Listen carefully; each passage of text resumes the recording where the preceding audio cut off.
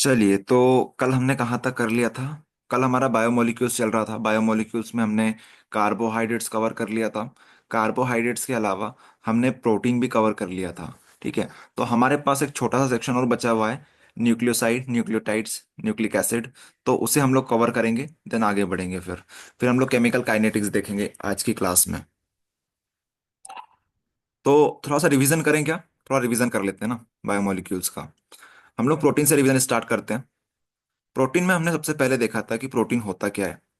तो protein protein ये रहा प्रोटीन। तो प्रोटीन जो होता है, जो हमने कल बात करी थी, एक बार सब बता दो, आवाज आ रही है सभी को? Yes sir. Okay okay. Yes. हम्म।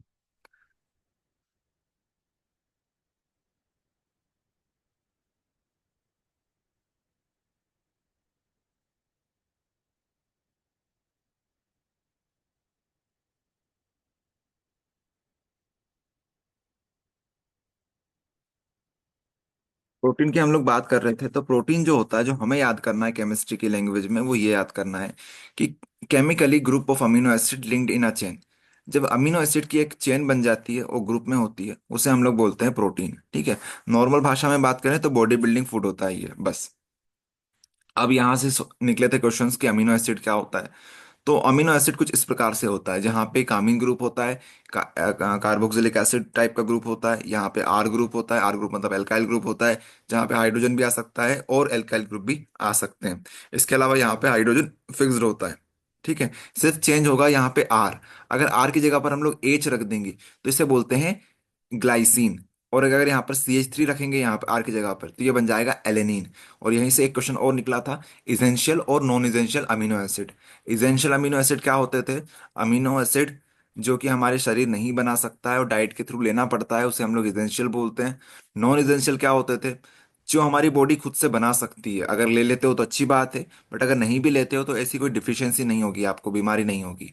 बीमारी से याद आया, बीमारी से एक क्वेश्चन निकलता है हमारे पास कि कौन कौन सी बीमारी हो सकती है प्रोटीन की डिफिशियंसी से, प्रोटीन की कमी से। तो मरासमस एंड क्वाशियोरकोर, ये दो बीमारी आपको याद करवाई थी। ठीक है। उसके बाद हमने आगे बात करी थी पेप्टाइड बॉन्ड के बारे में। पेप्टाइड बॉन्ड क्या होती है? तो सिंपल सी भाषा में बात करें तो अमीनो एसिड जो होते हैं, अमीनो एसिड जो होते हैं, अमीनो एसिड को जो कनेक्ट करके रखती है बॉन्ड, उसे हम लोग बोलते हैं पेप्टाइड बॉन्ड। पेप्टाइड बॉन्ड का एग्जांपल हमने देखा था, ये ग्लाइसिन ले लो और एलेनिन ले लो। इन दोनों को जोड़ोगे तो हमारे पास ग्लायला बनेगा, और ग्लायला में जो बॉन्ड बनेगी यहाँ पे, ये वाली, ये जो बॉन्ड रहेगी, ये कौन सी वाली बॉन्ड है? ये हमारे पास वही बॉन्ड है, पेप्टाइड बॉन्ड है। ठीक है। इस तरह से हमने इसको समझा था। चलो, इतनी बात आपको समझ में आई। उसके बाद हमने आगे बात करी थी स्ट्रक्चर के ऊपर। ठीक है, स्ट्रक्चर के ऊपर primary structure, secondary structure, tertiary structure हमने देखे थे और क्वाटरनरी देखा था। प्राइमरी स्ट्रक्चर क्या होता है? जिसमें सीक्वेंस होता है अमीनो एसिड का। फिर सेकेंडरी स्ट्रक्चर क्या होते हैं? ये सेकेंडरी स्ट्रक्चर दो प्रकार के हो सकते हैं, हेलिकल और एक शीट के फॉर्म में देखा था हमने, इस टाइप से शीट होती है। उसके बाद टर्शरी स्ट्रक्चर देखा था, जो कि एक तरह से फोल्डिंग होती है, 3D स्ट्रक्चर होता है इसमें। तो फाइब्रस और ग्लोबुलर करके एक क्वेश्चन निकलता है यहाँ से, जो हमने आपको कल याद कराया था कि एक फाइब्रस प्रोटीन और ग्लोबुलर प्रोटीन में क्या डिफरेंस होता है। फाइब्रस जो होता है, ये दोनों 3D के टाइप हैं, 3D के टाइप में। फाइब्रस जो होता है लॉन्ग और थिन होता है, ग्लोबुलर जो होता है फोल्डेड होता है और साथ में 3D शेप में होता है। इसके अलावा जो फाइब्रस होता है, फाइब्रस में एग्जाम्पल होता है केराटिन का, ग्लोबुलर में हेमोग्लोबिन का आप लोग एग्जांपल ले सकते हो, इंसुलिन का एग्जांपल ले सकते हो, एंजाइम का एग्जांपल आप लोग ले सकते हो, या फिर एग वाइट का आप लोग एग्जांपल ले सकते हो। इसके अलावा और क्या चीज देखी थी, कहाँ पाया जाता है? तो पाया कहाँ जाता है ये? एंजाइम्स इन ऑल ऑर्गेनिज्म में पाया जाता है। इसके अलावा ये जो है, ये अपने फिंगर नेल्स और हेयर में पाया जाता है। ये जो होता है ये इनसॉल्युबल होता है, ये सॉल्युबल होता है, पानी में घुल जाता है। ठीक है, ये घुलता नहीं है। फिर क्वाटरनरी स्ट्रक्चर की बात करी थी कि ये बहुत ज्यादा कॉम्प्लिकेटेड होता है, ये एक स्पेशल अरेंजमेंट होता है डिफरेंट डिफरेंट सब यूनिट्स का। इस तरीके से आप लोग देख सकते हो। फिर आए थे हम लोग डीनेचुरेशन के ऊपर। डीनेचुरेशन क्या होता है? तो डीनेचुरेशन समझा था कि जो बायोलॉजिकल प्रॉपर्टी डिस्ट्रॉय हो जाती है फिजिकल प्रॉपर्टी में चेंजेस की वजह से, तो उसे हम बोलते हैं डीनेचुरेशन हो जाना। इसमें सेकेंडरी स्ट्रक्चर, टर्शरी स्ट्रक्चर और क्वाटरनरी स्ट्रक्चर ये डिस्ट्रॉय हो जाते हैं, बट प्राइमरी जो स्ट्रक्चर होता है वो रिमेन अनअफेक्टेड होता है, मतलब उसमें कोई चेंजेस नहीं आते हैं। इसके अलावा दो तीन पॉइंट आपको बोले थे कि ये भी आप लोग पढ़ सकते हो, याद कर सकते हो। तो यहाँ पे पहले पॉइंट में हमने वो लिखा कि सेकेंडरी टर्शरी क्वाटरनरी जो स्ट्रक्चर होते हैं वो डीनेचर्ड हो जाते हैं, but primary structure remain unaffected. Okay. इसके अलावा activity of protein in biological process get destroy, biological properties उसकी डिस्ट्रॉय हो जाती है। इसका एग्जांपल की बात करें तो कोएगुलेशन ऑफ एग वाइट इसका एग्जांपल है। जो अंडा होता है ना, उसके अंदर जो एग वाइट होता है, जो जमा हुआ होता है, कोएगुलेट होता है, उसका वो एग्जांपल होता है कि उसका बॉइलिंग कर देंगे तो वो डिनेचर्ड हो जाएगा। ये एग्जांपल आपको याद कराया था। ठीक है। इसके अलावा विटामिन भी हमारा एक सेक्शन बचा हुआ है, बट विटामिन में आप लोग डायरेक्ट एक चीज याद कर लो, दो चीजें हैं याद करने की। पहले तो विटामिन समझ लो। डायरेक्ट क्वेश्चन नहीं आता है कि विटामिन क्या होते हैं, बट समझ लो इसे, विटामिन को, छोटा सा टॉपिक है ये विटामिन भी। These are the organic compounds required in small amount in our body, but their deficiency cause special diseases. देखो, विटामिन जो होते हैं ये क्या होते हैं, दे आर ऑर्गेनिक कंपाउंड्स, ये ऑर्गेनिक कंपाउंड्स होते हैं जो हमारी बॉडी में बहुत कम मात्रा में बहुत कम मात्रा में चाहिए होते हैं, डाइट के थ्रू बहुत कम मात्रा में चाहिए होते हैं। But there deficiency cause special disease.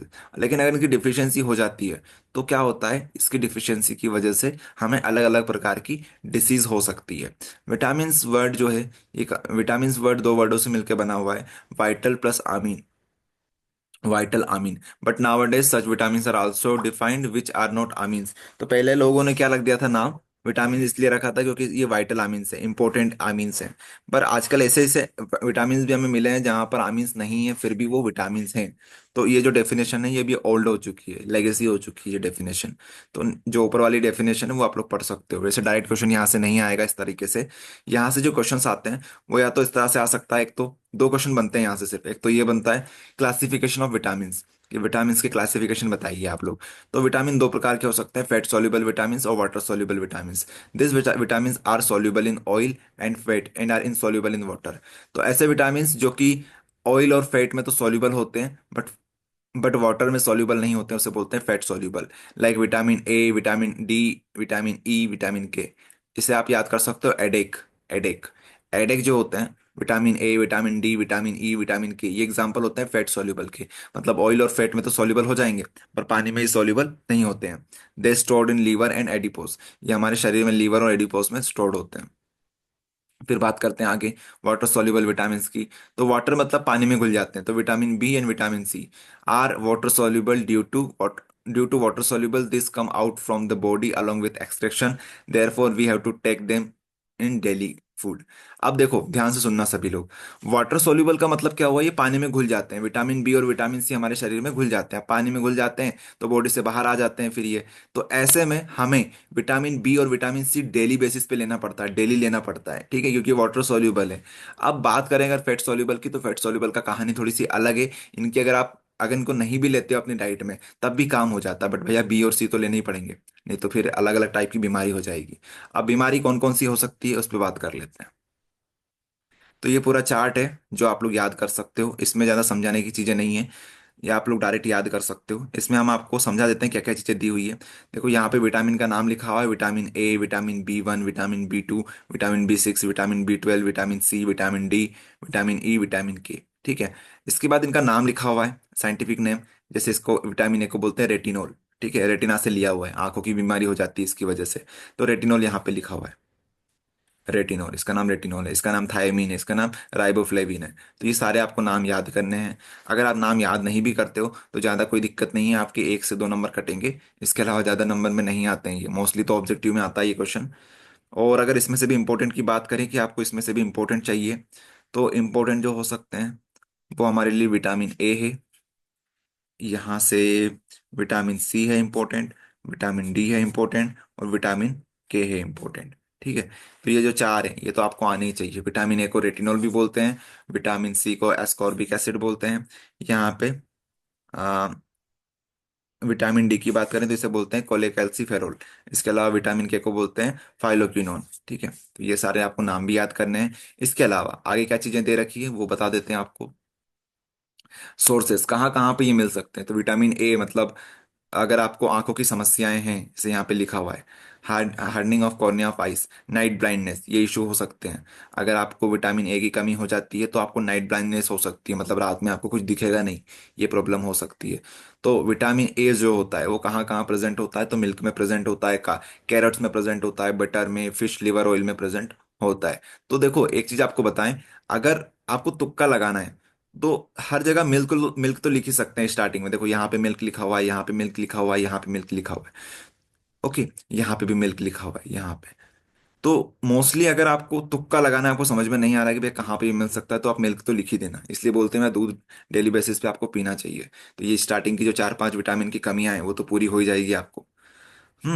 चलो, इसके अलावा हरी सब्जी, हरी सब्जी खाओ आप लोग, तो उससे विटामिन B1 की कमी पूरी हो जाएगी। इसके अलावा विटामिन E जो है वो भी आपकी पूर्ति कर देगा। विटामिन K, ग्रीन लीवी वेजिटेबल्स जो होती हैं, हरे पत्ते वाली सब्जी जो होती है, वो विटामिन K की पूर्ति कर देती है। ठीक है, इसके अलावा एक बात और ध्यान रखना, ये भी आपको याद करना है, ये भी इंपॉर्टेंट है। सोर्सेज एक बार के लिए आप लोग छोड़ सकते हो, बट इसके जो नाम है, साइंटिफिक नेम, ये आपको स्किप नहीं करना है। उसके अलावा डिफिशियंसी जो हो सकती है, कमियां हो सकती है, वो भी आपको याद करना है। डिफिशियंसी क्या क्या हो सकती है? नाइट ब्लाइंडनेस हो सकता है, बेरी बेरी हो सकता है, काइलोसिस हो सकता है, कंक्लूजन हो सकता है ना, कन्वर्जन हो सकता है। फिर हमारे पास अगली बीमारी है एनीमिया, मतलब पीलिया हो जाता है ना, पीलिया की बीमारी हो सकती है, स्कर्वी हो सकती है, रिकेट्स हो सकता है, मस्कुलर वीकनेस हो सकती है, इंक्रीज ब्लड क्लॉटिंग टाइम, मतलब जो बनता है ना ब्लड का धब्बा, वो बनने में टाइम लगता है अगर विटामिन K की कमी हो जाती है तो। मतलब खून निकलता रहेगा बहुत टाइम तक। अगर विटामिन A की कमी हो जाती है, कभी आपको लग जाती है कहीं पर, चोट लग जाती है, तो ऐसे में क्या होता है, ऐसे में खून निकलता है। तो खून कब तक निकलेगा? बहुत टाइम तक निकलेगा अगर आपके विटामिन K की कमी है। लेकिन अगर विटामिन K आप लोग भरपूर मात्रा में ले रहे हो, तो थोड़ी देर में धब्बा बन जाता है, धक्का बन जाता है, क्या बोलते हैं उसे हिंदी में, ठीक है, फिर खून निकलना बंद हो जाता है। तो ये सारी चीजें हैं, ये याद करने की चीजें हैं, सब लोग पढ़ लेना। कहीं कहीं पर हमने हिंदी मीनिंग इसका लिख रखा है, जैसे यहाँ पे लिख रखा है ग्रोथ रुकना, रिटार्डेड ग्रोथ। बेरी बेरी का मतलब होता है रिटार्डेड ग्रोथ। इसके अलावा काइलोसिस का मतलब क्या होता है? Fusing at corner of mouth and lips. तो काइलोसिस जो बीमारी होती है वो इस टाइप से होती है, देखो, ये जो है यहाँ पे इस टाइप से, यहाँ पे माउथ के कॉर्नर पे इस टाइप से हो जाते हैं ये फ्लशिंग्स, ठीक है। इसके अलावा स्कर्वी क्या हो सकती है? यहाँ पे गम ब्लीडिंग हो सकता है, आप लोगों को दांत इस टाइप से हो सकते हैं। तो गम जम से रिलेटेड ये बीमारी है, ठीक है। और उसके बाद कन्वर्जेंस मतलब दौरे पड़ना, ठीक है, नो कंट्रोल ऑन बॉडी, हमारी बॉडी पे कोई कंट्रोल नहीं रहता है। इसके अलावा एनीमिया मतलब पीलिया हो जाता है आपको, डिफिशियंसी ऑफ आरबीसीज। स्कर क्या होता है? ब्लीडिंग गम्स होती है। रिकेट्स, रिकेट्स देख लो, इस टाइप की बीमारी हो सकती है विटामिन D की कमी से। आपके पैर ऐसे हो जाएंगे अगर विटामिन D की कमी हो जाएगी तो। कुछ कुछ चीजें तो बहुत इंपॉर्टेंट है यार, जैसे विटामिन D हो गया। विटामिन D कहाँ से पाया जाता है? सनलाइट से प्रेजेंट हो, सनलाइट में प्रेजेंट होता है। तो ऐसे बोलते हैं ना लोग लोग कि थोड़ा धूप में भी निकल जाया करो। तो धूप में निकलना इसलिए बोलते हैं वो लोग कि विटामिन D की पूर्ति हो सके। अगर विटामिन D की पूर्ति नहीं होगी तो वो रिकेट हो जाएगा, आपकी बोन इस प्रकार की हो जाएगी, हड्डियां, हड्डियों का ढांचा इस प्रकार से हो जाएगा आपका। तो इसलिए थोड़ा धूप वूप भी लेना जरूरी है। हम्म उसके बाद vitamin E, muscular weakness, muscular weakness हो जाएगी विटामिन E की कमी से। उसके अलावा ये तो विटामिन K तो समझा दिया। तो ये चार्ट है, पूरा पढ़ लेना, ऑब्जेक्टिव के पॉइंट ऑफ व्यू से इंपॉर्टेंट है। बाकी ऐसे डायरेक्ट क्वेश्चन तो यहाँ से बहुत मुश्किल है कि बनता है, और बनता भी है तो आपसे नाम पूछेंगे, और ये पूछेंगे, ये चीजें पूछेंगे, ये चीजें बहुत कम पूछी जाती है, सोर्सेस। तो अगर आपको स्किप करना है तो सोर्स स्किप कर सकते हो, लेकिन ये चीज पढ़ लेना, ठीक है। चलो, बाकी जिनको पास होना है, सिर्फ 60-70 लाना है, वो तो स्किप कर दो, कोई दिक्कत नहीं है। चलो आगे बात करते हैं न्यूक्लिक एसिड की। ठीक है, न्यूक्लिक एसिड की बात करते हैं।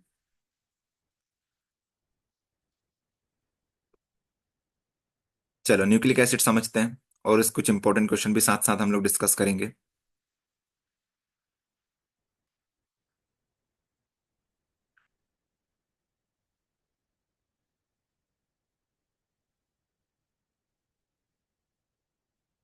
ये देखिए 16th क्वेश्चन, देखिए आप लोग, difference between nucleoside and nucleotide, ये क्वेश्चन आया हुआ है। उसके अलावा 17th क्वेश्चन देखिए, what are nucleic acids, write their types and functions.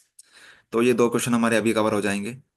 और इसके अलावा और क्या चीजें कवर हो सकती है यहाँ से हमारी? DNA फिंगरप्रिंटिंग, ये भी हम लोग कवर कर लेंगे।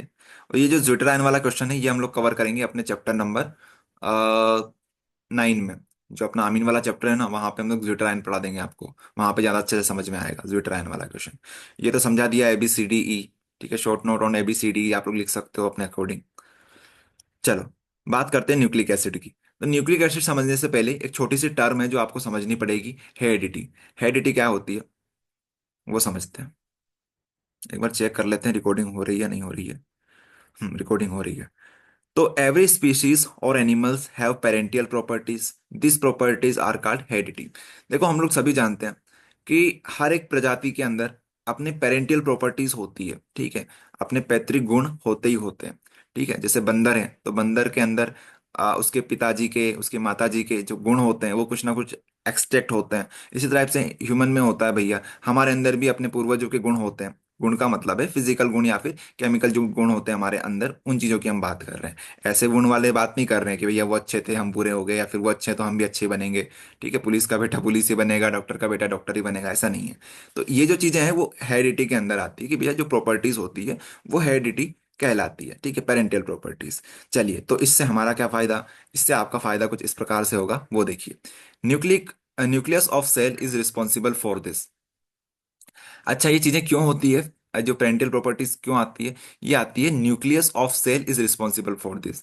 अब जो हमारे सेल के अंदर जो न्यूक्लियस होता है वो रिस्पॉन्सिबल होता है। धीरे धीरे करके हम लोग आएंगे कि न्यूक्लियस कैसे रिस्पॉन्सिबल है, अब उसके अंदर बात करेंगे। तो न्यूक्लियस जो होता है वो कुछ इस प्रकार से होता है कि हमारे पास जो न्यूक्लिक एसिड होता है वो यहाँ पे प्रेजेंट। एक बार बता देते हैं आपको, कुछ इस तरह की कहानी चल रही है। ये होता है हमारे पास न्यूक्लियस, इतना छोटी सेल होती है, सेल के अंदर छोटा सा पार्ट होता है न्यूक्लियस। न्यूक्लियस के अंदर होता है क्रोमोसोम। यहाँ पे क्रोमोसोम की बात करें तो क्रोमोसोम के अंदर हमारे पास डीएनए और आरएनए की इस तरफ से शीट्स होती है। ठीक है, ये होते हैं हमारे पास डीएनए आरएनए, जिसके ऊपर ये पूरा बेसिस होता है। तो सोच सकते हो आप लोग कितने छोटे लेवल पे हम लोग बात कर रहे हैं, बहुत छोटे लेवल पे बात हो रही है। सेल ही बहुत छोटा होता है, सेल के बाद हमारे पास क्रोमोसोम होता, न्यूक्लियस होता है, न्यूक्लियस के अंदर क्रोमोसोम होता है, क्रोमोसोम के अंदर डीएनए आरएनए होते हैं। तो बहुत छोटे लेवल पे बात हो रही है। अब न्यूक्लिक एसिड जो होता है वो दो प्रकार का होता है, डीएनए आरएनए। बट उससे पहले समझते हैं कि न्यूक्लिक एसिड क्या होता है और डीएनए आरएनए क्या होता है।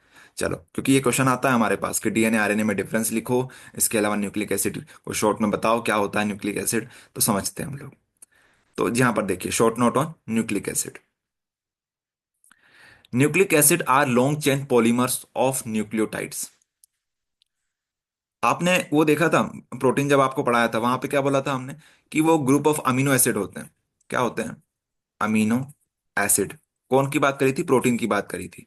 ये प्रोटीन की जब बात करी थी उनमें बोला था कि प्रोटीन होते हैं ग्रुप ऑफ अमीनो एसिड। तो यहाँ पे भी ग्रुप ऑफ अमीनो एसिड की जगह पे आ जाएगा nucleotide. Group of nucleotide, group of nucleotide, ऐसे आप लोग बोल सकते हो। या फिर आप लोग ऐसे बोल सकते हो, पॉलीमर्स ऑफ न्यूक्लियोटाइड।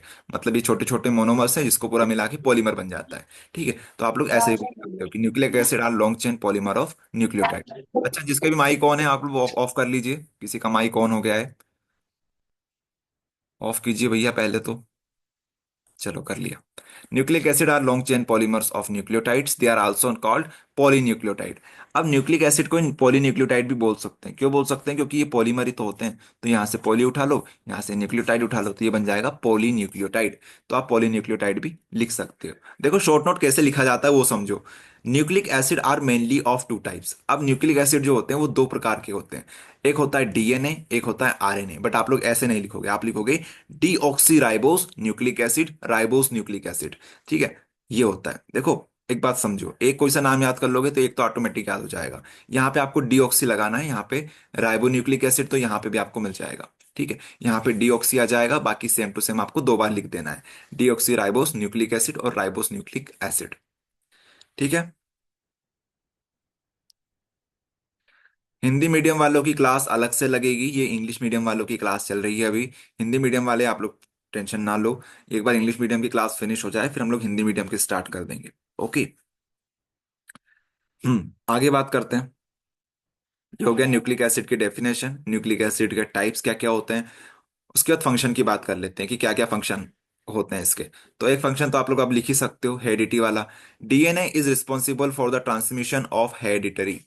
ठीक है, तो जो ट्रांसमिशन होता है पेरेंटल प्रॉपर्टी का, वो कौन रिस्पॉन्सिबल होता है? वो डीएनए रिस्पॉन्सिबल होता है। Effect from one generation to another generation, ये कटा हुआ है यहाँ पे। Effect from one generation to another generation, ये आप लोग पहला पॉइंट लिख दोगे। ठीक है, डीएनए के बेसिस पे। अब डीएनए एक और काम करता है, डीएनए आरएनए दोनों मिलके are responsible for the synthesis of all the proteins needed for the growth of maintenance of our body.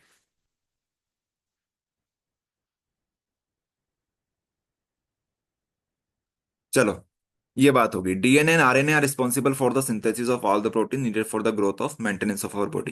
देखो, डीएनए और आरएनए जो होते हैं भैया, डीएनए का काम क्या हो गया? एक तो कि ये पेरेंटल प्रॉपर्टी को ट्रांसमिशन करेगा। दूसरी बात हो गई कि डीएनए आरएनए का दूसरा काम ये हो सकता है कि हमारे शरीर में जो प्रोटीन होते हैं, प्रोटीन को सिंथेसिस करने का काम कौन करता है? डीएनए आरएनए करता है। मान लो आपने प्रोटीन ले लिया, अब प्रोटीन को सिंथेसिस भी तो करना है, पूरे शरीर में स्प्रेड आउट भी तो करना है, अलग अलग चीजों के लिए अलग अलग रिस्पॉन्सिबिलिटी तो उठानी है उसको। तो वो चीजें करता है डीएनए आरएनए। तो आप लोग बोल सकते हो synthesis of all the protein needed for the growth of और मेंटेनेंस ऑफ आवर बॉडी। ठीक है। देखो बहुत सिंपल सिंपल टर्म्स हमने लिखी हुई है, कोई भी ऐसी मुश्किल चीजें हमने नहीं लिखी है यहाँ पे। नहीं तो आप लोग एनसीईआरटी उठाओगे या फिर परीक्षा बोध अध्ययन उठाओगे, वहां पे बहुत सारी चीजें कॉम्प्लिकेटेड हो जाती है। जहां पे हमें लगा कि परीक्षा बोध में अच्छा सॉल्यूशन दे रखा है, इजीली आप लोग याद कर सकते हो, वहां पे हमने परीक्षा बोध का क्वेश्चन लिया हुआ है। जहां पे हमें लगा कि हमें इसको अलग से लिखना चाहिए शॉर्ट में, अच्छे से प्रॉपर डिफाइन करके, तो हमने खुद से भी लिखा हुआ है।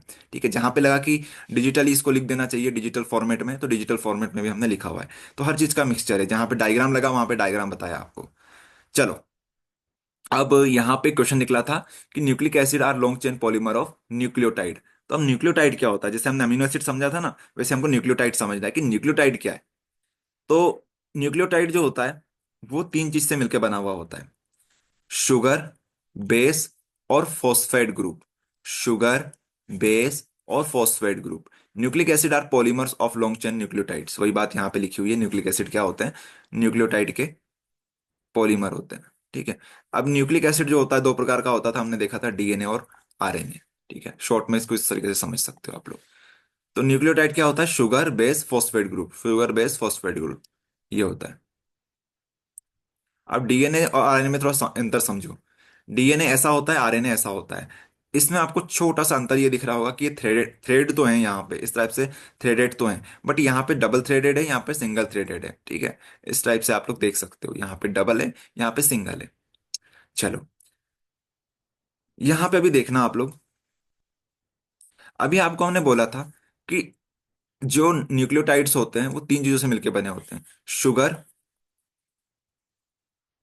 शुगर बेस और फॉस्फेट ग्रुप, फॉस्फेट ग्रुप। अब यहाँ पे ये जो बेस वाला सीन है ना, बेस वाला, यहाँ पे चेंजेस होंगे, यहाँ पे चेंजेस होंगे, और हमारे पास डीएनए और आरएनए में क्लासिफिकेशन होती जाएगी। तो नाइट्रोजनस बेस इसमें प्रेजेंट होती है। कौन सी बेस प्रेजेंट होती है? Nitrogenous base. आप लोग इतना भी स्किप कर दो, आप लोग इतना समझो कि एक बेस प्रेजेंट होती है। अब बेस कौन कौन सी होती है वो देखिए। एडेनिन जो होता है, सॉरी, डीएनए जो होता है और आरएनए जो होता है, डीएनए में प्रेजेंट होती है एडेनिन, ग्वानिन, साइटोसिन और थाइमिन। ठीक है, ये बेस हमारे पास प्रेजेंट होती है डीएनए में। आरएनए की बात करें तो एडेनिन, ग्वानिन, साइटोसिन, और ये चीजें तो यहाँ पे प्रेजेंट होती है, मतलब अंतर आ जाता है यूरेसिल का। यहाँ पे यूरेसिल प्रेजेंट होती है और ऊपर क्या प्रेजेंट होती है? थाइमिन। अभी आपको सुनने में ये पहली बार अगर आप लोग पढ़ रहे होंगे तो आपको बहुत अटपटा लगेगा, लेकिन जो बायोलॉजी वाले स्टूडेंट्स हैं, ठीक है, जिन्होंने अगर ये चैप्टर पढ़ रखा होगा, उन्हें पता है ये बहुत इंपॉर्टेंट है। क्लास 10th में भी आता था ये टॉपिक, और इवन अब बायोलॉजी वाले स्टूडेंट को तो आगे तक ये चीजें पढ़नी ही पढ़नी है। तो बहुत बहुत बेसिक चीजें ये, कोई ऐसा ऐसा कुछ नहीं है, रॉकेट साइंस नहीं है यहाँ पे। बहुत बेसिक चीजें हैं और आपको याद होनी चाहिए ये चीजें, और ये बहुत इंपॉर्टेंट है, ये ऑब्जेक्टिव के पॉइंट ऑफ व्यू से भी इंपॉर्टेंट है, और ऐसे 2 नंबर के क्वेश्चन के लिए भी इंपॉर्टेंट है। ध्यान रखना, ये सारे नाम आपको याद होने चाहिए। ये AGCT, और इधर क्या आ जाएगा? AGCU,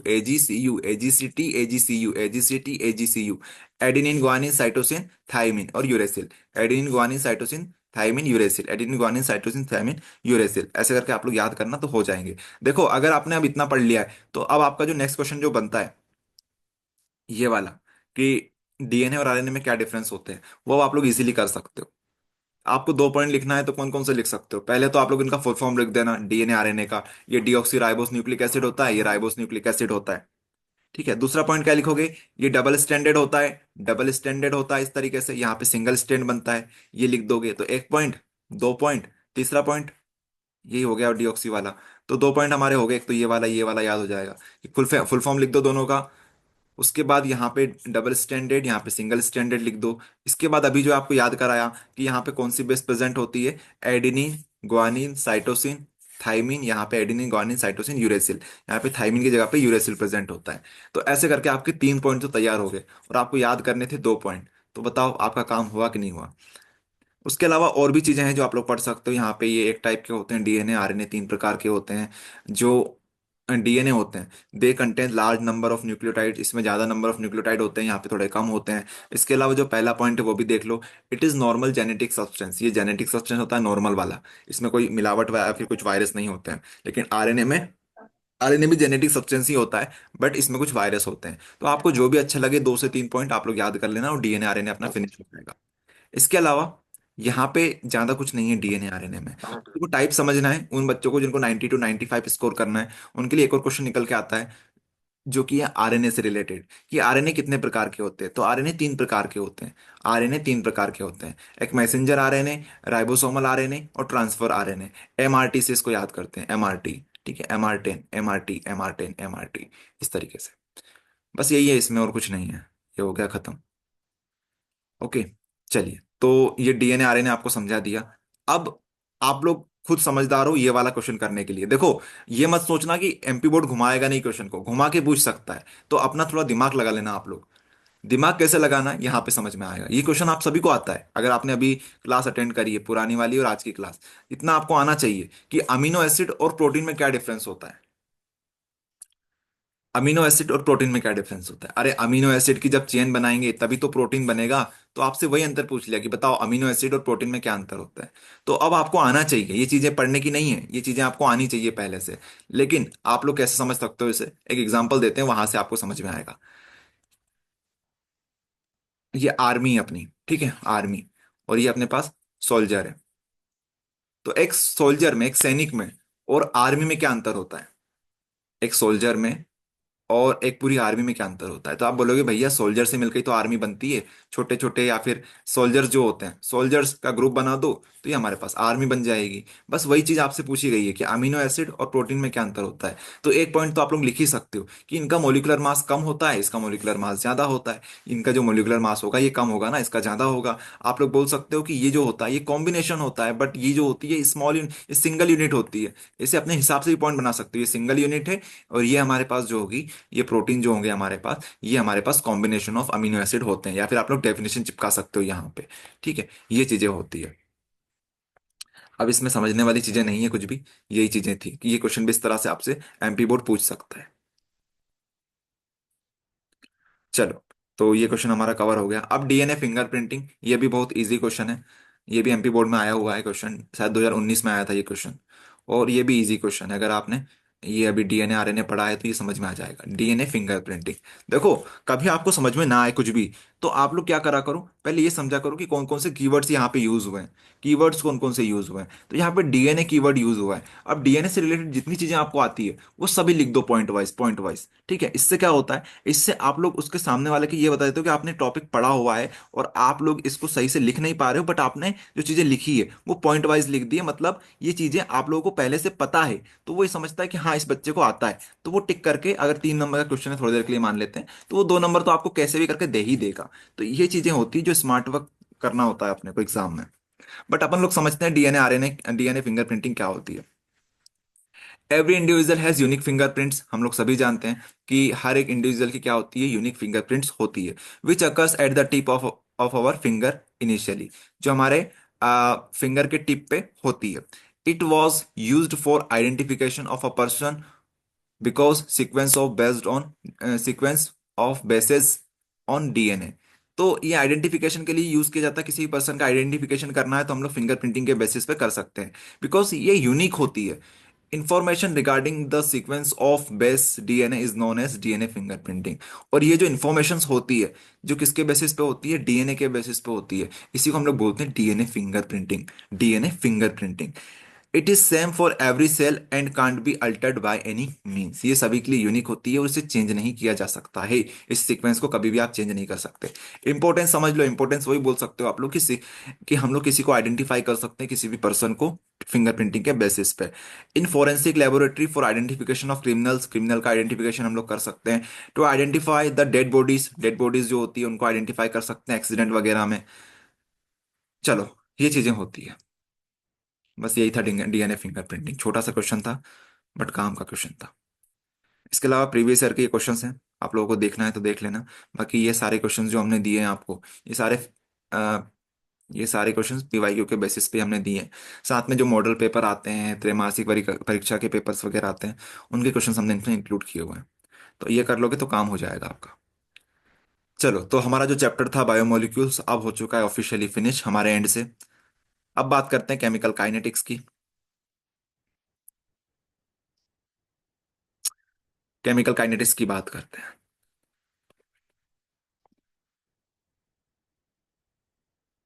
एक मिनट।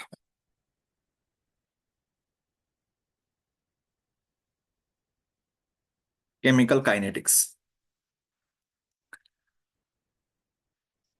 देखो, न्यू एनसीईआरटी के अकॉर्डिंग ये अपना चैप्टर नंबर 3 है।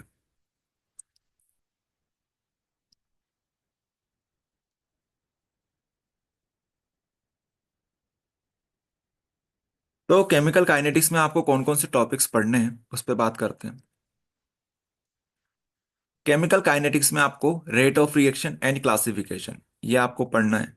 Factor affecting rate of reaction ये आपको पढ़ना है। लॉ ऑफ मास एक्शन ये आपको पढ़ना है, बट ये इंपॉर्टेंट नहीं है। रेट लॉ ये इंपॉर्टेंट है। ऑर्डर ऑफ रिएक्शन इंपॉर्टेंट है। जीरो ऑर्डर रिएक्शन इंपॉर्टेंट है।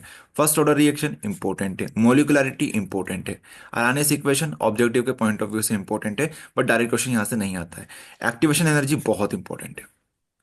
अब उन क्वेश्चन की बात करते हैं जो बहुत बहुत बहुत इंपॉर्टेंट है। ऑर्डर ऑफ रिएक्शन बहुत इंपॉर्टेंट है। जीरो ऑर्डर रिएक्शन बहुत इंपॉर्टेंट है। फर्स्ट ऑर्डर रिएक्शन बहुत बहुत इंपॉर्टेंट है। मॉलिकुलरिटी बहुत इंपॉर्टेंट है। इसके अलावा एक्टिवेशन एनर्जी ये बहुत इंपॉर्टेंट है। मतलब ये टॉपिक वो हैं जो बहुत ज्यादा इंपॉर्टेंट है। किसी का माइक ऑन है तो ऑफ करो भैया। कहाँ दिया है? अपन ही भर रहे हैं ना। हम ही कर देते हैं ऑफ। चलो, ये चीजें हैं।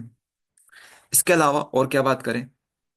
और बात करते हैं इजी टॉपिक की, कौन कौन से इजी टॉपिक हो सकते हैं आप लोगों के लिए। तो इजी टॉपिक में बात करें। इजी टॉपिक में तो सबसे पहले आता है ऑर्डर ऑफ रिएक्शन, ये बहुत इजी टॉपिक है। ठीक है, इजी टॉपिक है। उसके अलावा मोलिकुलरिटी इजी टॉपिक है। एक्टिवेशन एनर्जी इजी टॉपिक है। um, ये भी इजी है। ये भी इजी है। Factor affecting rate of reaction अगर आप ध्यान से समझ लेते हो तो ये भी इजी होता है। ये आपके लिए इजी टॉपिक्स है। चलो, अब समझते हैं कि कौन से डेरिवेशन टाइप के टॉपिक्स हैं जहां पे डेरिवेशन करने पड़ेंगे आपको। तो जीरो ऑर्डर जो ये है, ये डेरिवेशन वाला टॉपिक है। डेरिवेशन। ठीक है, यहाँ पे भी डेरिवेशन आएगा। तो दो हमारे पास डेरिवेशन वाले टॉपिक्स हैं। आरानियस इक्वेशन में भी डेरिवेशन आता है, बट छोटा डेरिवेशन होता है। देख लो आप लोग, अब आपको सारी चीजें हमने बता दी है कि इस तरीके से आपको चलना है। किन किन टॉपिक पे आपको ज्यादा फोकस करना है, कौन से डेरिवेशन वाले टॉपिक्स हैं, कौन से इजी टॉपिक्स हैं, कौन से मोस्ट इंपॉर्टेंट टॉपिक्स हैं। ठीक है, चलो, तो स्टार्ट करते हैं एक एक करके।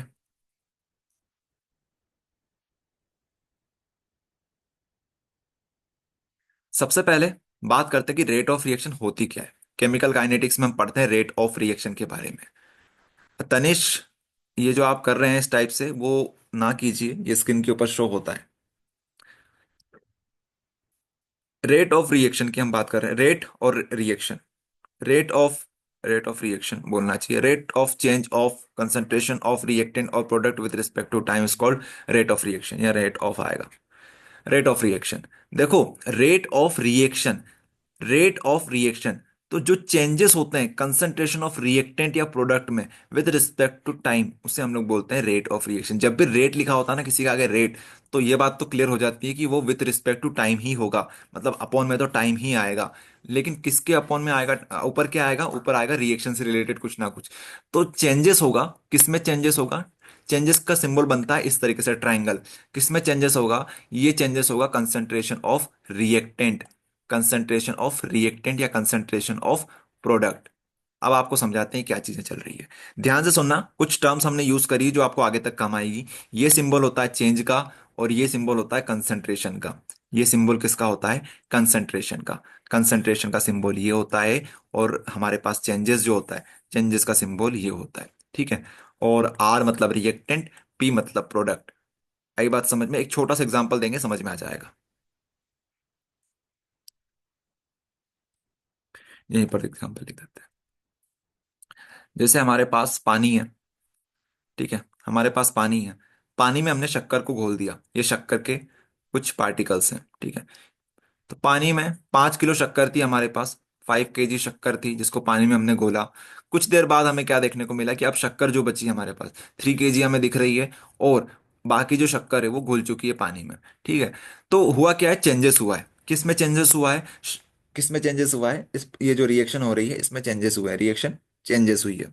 तो समझने की कोशिश आपको ये करनी है कि जो इनिशियल कंसंट्रेशन थी और फाइनल कंसंट्रेशन है, अभी फाइनल नहीं हुई है, आगे भी आगे कहानी जाएगी, बट इस टाइम के लिए जो फाइनल कंसंट्रेशन है वो क्या हो चुकी है, अल्टर हो चुकी है, चेंज हो चुकी है। तो अब हमने वही चीजें लिखी हुई है, rate of change of concentration of reactant और product with respect to time. तो ये जो रिएक्टेंट था, ये हमारे पास रिएक्टेंट था, यहाँ पे हमारे पास फाइनली प्रोडक्ट बना है कुछ ना कुछ, ठीक है। तो यहाँ पे चेंजेस हुआ है, तो हम बोलेंगे rate of reaction equals to change in concentration of reactant या फिर product with respect to time. समय के रिस्पेक्ट में चेंज हुआ है। मान लो हमने 10 बजे चालू किया था और अब 11 बज चुकी है, तो टाइम कितना होगा हमारे पास, 1 घंटे का होगा। तो टाइम के साथ साथ ये चेंज हो गई है। तो ये होती है रेट ऑफ रिएक्शन। ये हो गई हमारे पास डेफिनेशन नंबर 1। डेफिनेशन नंबर 2 भी होती है हमारे पास, जो क्या बताती है, जो हमें बताती है कि it is the rate disappearance of the reactant और appearance of the product with respect to time. आप लोग ऐसा समझ सकते हो इसको एक तरीके से कि ROR, रेट ऑफ रिएक्शन जो होती है, वो आप इस तरीके से बता सकते हो कि ये चेंज होता है, ये क्या होता है, rate of disappearance of the reactant और अपियरेंस ऑफ द प्रोडक्ट। तो चेंज ही है ये, चेंज का फिर से सिंबल बनाएंगे। अब टाइम में भी चेंजेस हो सकता है, टाइम आप डायरेक्ट लिखना चाहो तो ऐसे लिख दो, या टाइम को ऐसे लिख दो। आप ऐसे लिखते हो इसका मतलब आपका 1 घंटा है, बट ऐसे लिखते हो तो आप बोलते हो कि 11 में से 10 गए, तो ये होता है चेंजेस का, चेंज हुआ है यहाँ पे।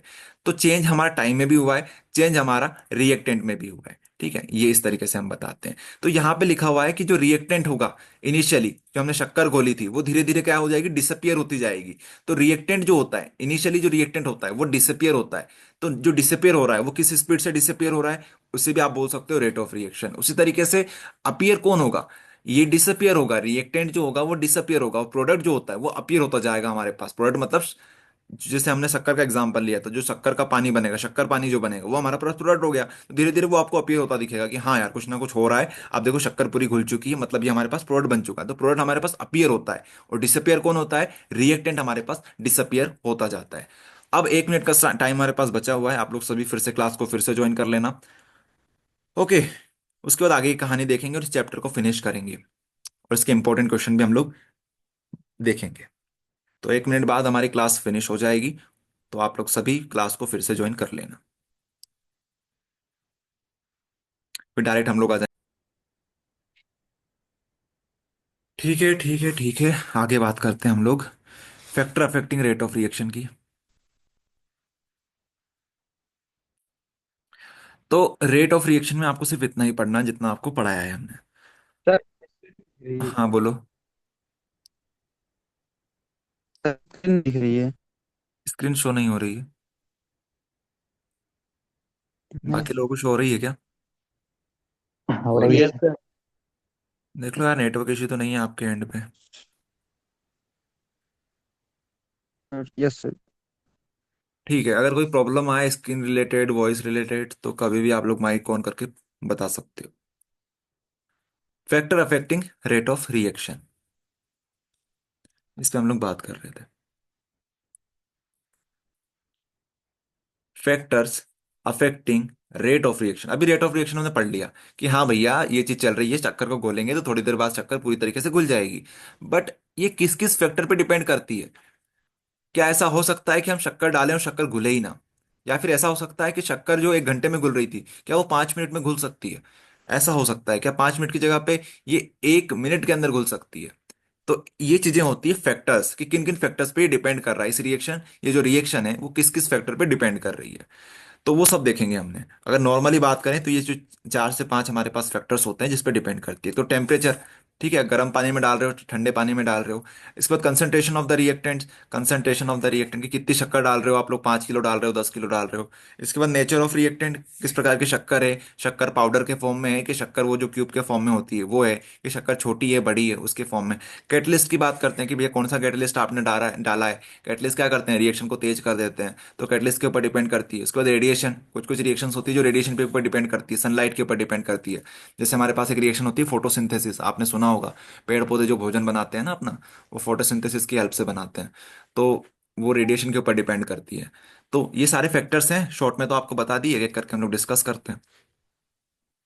इनमें से कोई 3 लिख के आ जाना, 3 नंबर में आए, 4 नंबर में आए तो 4 लिख के आ जाना, 2 नंबर में आए तो 2 लिख के आ जाना।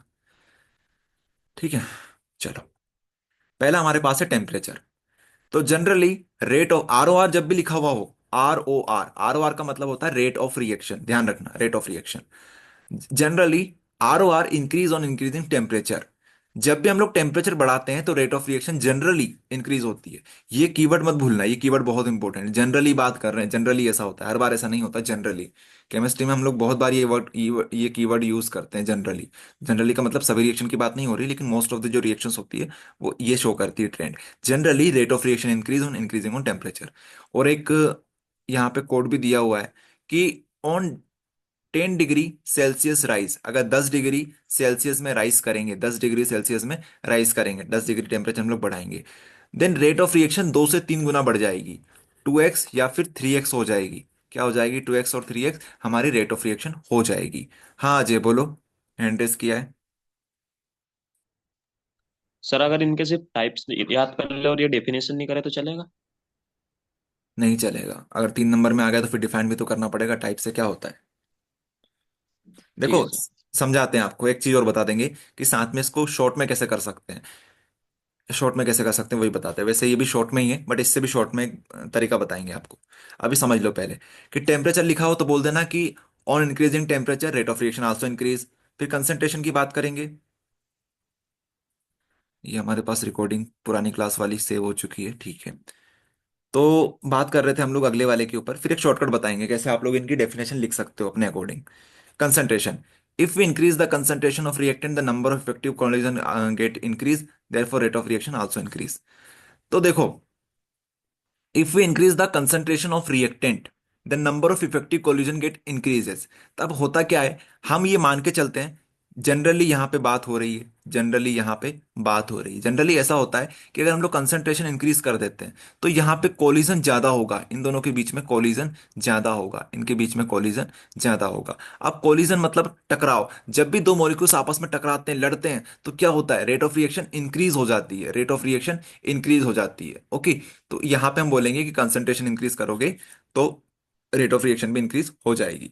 फिर है नेचर ऑफ रिएक्टेंट। अच्छा अभी इसको थोड़ा सा स्किप करना, अभी इस पे ध्यान दे दो क्योंकि ये इजी है ये वाला, इसको थोड़ा अच्छे से समझाएंगे आपको।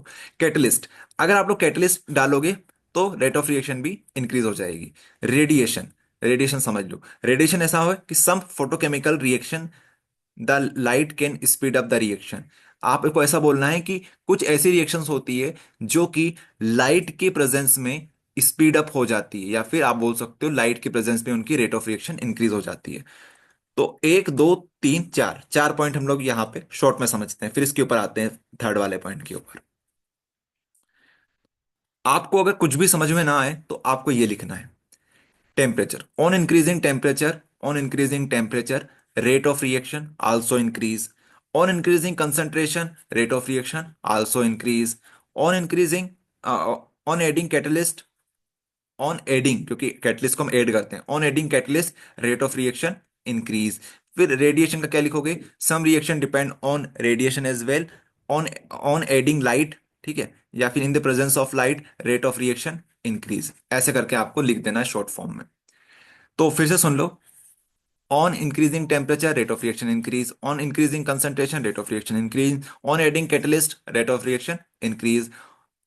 और यहां पे क्या बोलोगे रेडिएशन में, some reaction depend on radiation, so increasing light rate of reaction also increase. इस तरीके से आपको लिखना है। फिर जो ये वाला पॉइंट था ये उन स्टूडेंट्स के लिए है जिनको अच्छा स्कोर करना है, 90 to 95 जाना है, तो वो ये पॉइंट को भी पढ़ेंगे। थोड़ा सा समझने वाला पॉइंट है ये, इतनी आसानी से आपको समझ में नहीं आएगा, ध्यान से सुनना सभी लोग। Nature of reactant, physical property, rate of reaction is directly proportional to the surface area of the reactant, the small particles therefore react more rapidly than large molecules. यहां पे एक वर्ड यूज हुआ है सरफेस एरिया, सरफेस एरिया, ये है समझने वाली चीज, बाकी तो इसमें कुछ भी नहीं है। देखो होता क्या है, जैसे हमारे पास शक्कर की बात करते हैं तो शक्कर के कुछ इस प्रकार से क्यूब्स होते हैं, ठीक है, ये शक्कर है हमारे पास एक तरीके से। एक होती है पाउडर फॉर्म में शक्कर, पाउडर फॉर्म में शक्कर का पाउडर आता है ना, इस टाइप से बहुत छोटी छोटी छोटी छोटी इस प्रकार से पाउडर होता है। तो आप लोग समझने की कोशिश इस तरीके से करेंगे कि अगर हम लोग पाउडर फॉर्म की बात करें तो पाउडर फॉर्म में सरफेस एरिया हमारे पास ज्यादा मिलता है, सरफेस एरिया ज्यादा मिलता है। आप बोलोगे भैया सरफेस एरिया तो इसमें ज्यादा है, ये देखो यहाँ पे यहाँ पे यहाँ पे। नहीं, सरफेस एरिया का मतलब क्या होता है? सरफेस एरिया ये होता है, जैसे ये पॉइंट है, तो ये दो पॉइंट ये टकराएंगे आपस में, तो ये जो एरिया है, ये वाला एरिया, थोड़ा सा बड़ा कर देते हैं यार, इतने में समझ में नहीं आएगा। ये पॉइंट है, तो ये हो गया इसका सरफेस एरिया, बाहरी एरिया, ये। अब यहाँ पे क्या है? ये इसका सरफेस एरिया है, बट ये अंदर भी तो बहुत सारा मटेरियल पड़ा हुआ है। ये यहाँ पे इसका क्या करोगे आप लोग? ये तो इससे रिएक्ट करेगा दूसरा कंपाउंड, तो इससे तो रिएक्ट कर नहीं पाएगा। लेकिन यहाँ पे क्या है, बहुत छोटे छोटे हैं, तो आसानी से एक दूसरे से टकरा जाएंगे। तो सरफेस एरिया ये होता है, जितना छोटा पार्टिकल होगा उतना ज्यादा उसका सरफेस एरिया होगा। ये बात आपको समझनी, बड़े से सरफेस एरिया से समझ में नहीं आता है, जितना छोटा होगा ना उतना उसका सरफेस एरिया ज्यादा होगा, ये आपको समझना है। तो आप लोग अब बोलोगे कि ROR, on increasing surface area, अगर हमारे पास सरफेस एरिया ज्यादा है तो वो रेट ऑफ रिएक्शन भी उसकी ज्यादा होगी, तेज होगी। तो वो डायरेक्टली प्रोपोर्शनल होता है, ठीक है, सरफेस एरिया के डायरेक्टली प्रोपोर्शनल होता है कौन? सरफेस एरिया के डायरेक्टली प्रोपोर्शनल होता है हमारा रेट ऑफ रिएक्शन। अब आप लोग अगर ये ना लिखना चाहो तो सिंपल सी भाषा में ये लिख देना, इसको अगर आप ना लिखना चाहो, the small particles therefore react more rapidly, जो छोटे पार्टिकल्स होते हैं वो जल्दी रिएक्ट करते हैं then large particles, large molecules. आई बात समझ में? ऐसे भी आप लोग लिख सकते हो, वो आपके ऊपर है। दोनों चीजें आपको समझा दी। इसमें से आपको 3 पॉइंट याद करने हैं, जो भी आपको 3 पॉइंट अच्छे से याद हो जाए वो याद कर लेना। एक बात और याद रखना कि ये ऑब्जेक्टिव में आता है, वैसे तो ऑब्जेक्टिव आपको अलग से कराएंगे, लेकिन बीच बीच में हम बताते रहते हैं आप लोगों को ऑब्जेक्टिव, यहाँ से ऑब्जेक्टिव बनता है कि 10 डिग्री सेल्सियस बढ़ाने पे यहाँ से 2 से 3 गुना रिएक्शन बढ़ जाती है जनरली। ऑब्जेक्टिव में करा देंगे वैसे तो, बट यहाँ पे भी बता दिया आपको। फिर लॉ ऑफ मास एक्शन भी होता है जो कुछ काम का नहीं है। रेट कांस्टेंट है हमारे पास, रेट कांस्टेंट, इसके ऊपर बात करते हैं, रेट लॉ के ऊपर बात करते हैं। चलो, हमारे पास एक इंपॉर्टेंट क्वेश्चन आता है, फिर हम लोग बात करेंगे कौन कौन से इंपॉर्टेंट क्वेश्चन हमने कवर कर लिए हैं, कौन कौन से हमारे पास बचे हुए हैं। रेट लो, कलर चेंज कर लेते हैं, rate low, RL, it is experimental law in which rate of reaction determined experimentally and and stoichiometric coefficient determined experimentally। अच्छा, जरा ध्यान से सोचो आप लोग, अगर आप लोग वैज्ञानिक होते, ठीक है, आप लोग अगर वैज्ञानिक होते और आपसे कोई बोलता कि एक आपको रिएक्शन दे रहे हैं कि ए रिएक्ट कर रहा है बी से, ए रिएक्ट कर रहा है बी से और सी बना रहा है, ठीक है, और एक और रिएक्शन हो रही है जहां पर भी ए रिएक्ट कर रहा है बी से और सी बना रहा है, ठीक है, ये अलग जगह पे हो रही है, अलग जगह पे हो रही है। तो आपको ये बताना है कि इन दोनों रिएक्शन में कितना टाइम लगेगा, कितना टाइम लगेगा। क्या आप लोग कुछ मैथमेटिकल एक्सप्रेशन दे सकते हो? मैथमेटिकल एक्सप्रेशन दे सकते हो, कुछ फॉर्मूला दे सकते हो आप लोग कि किस स्पीड से होगा? तो देखा ये गया था, पहले आया था रेट लो, रेट लो नहीं आया था, पहले क्या आया था? पहले आया था हमारे पास लॉ ऑफ मास एक्शन, पहले आया था लॉ ऑफ मास एक्शन। तो law of mass mass action क्या बोलता है?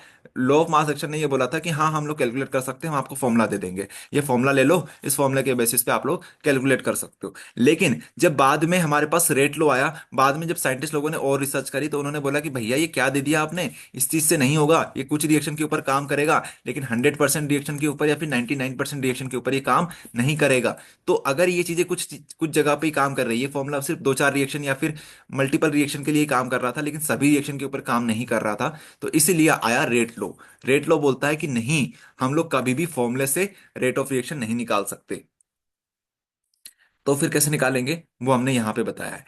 इट इज एक्सपेरिमेंटल लो, पहली लाइन में उन्होंने लिख दिया कि भैया आपको एक्सपेरिमेंट ही करने पड़ेंगे, आपको एक्सपेरिमेंट ही करने पड़ेंगे। तो जब भी रेट लो की बात आए तो लिख देना कि ये एक्सपेरिमेंटल लो है, in which rate of reaction determined by experimentally. और यहां पर रेट ऑफ रिएक्शन कैसे निकाली जाती है? एक्सपेरिमेंट के थ्रू निकाली जाती है।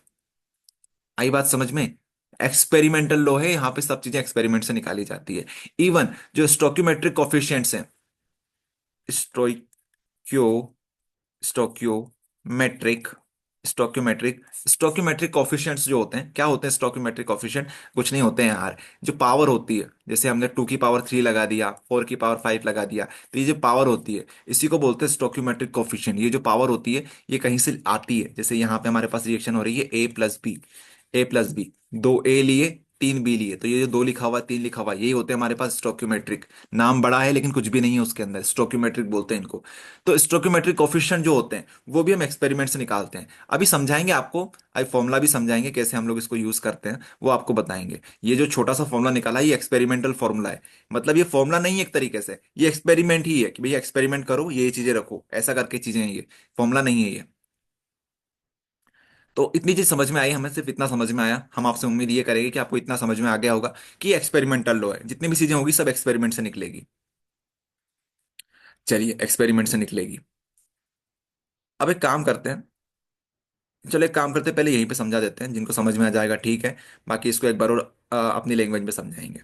यहाँ पे जो लिखा हुआ है वो देखिए, यहाँ पे लिखा हुआ है कि एक रिएक्शन है ए प्लस बी, एक रिएक्शन है ए प्लस बी, जो क्या बना रही है, प्रोडक्ट बना रही है, प्रोडक्ट को बोल देते हैं सी बना रही है।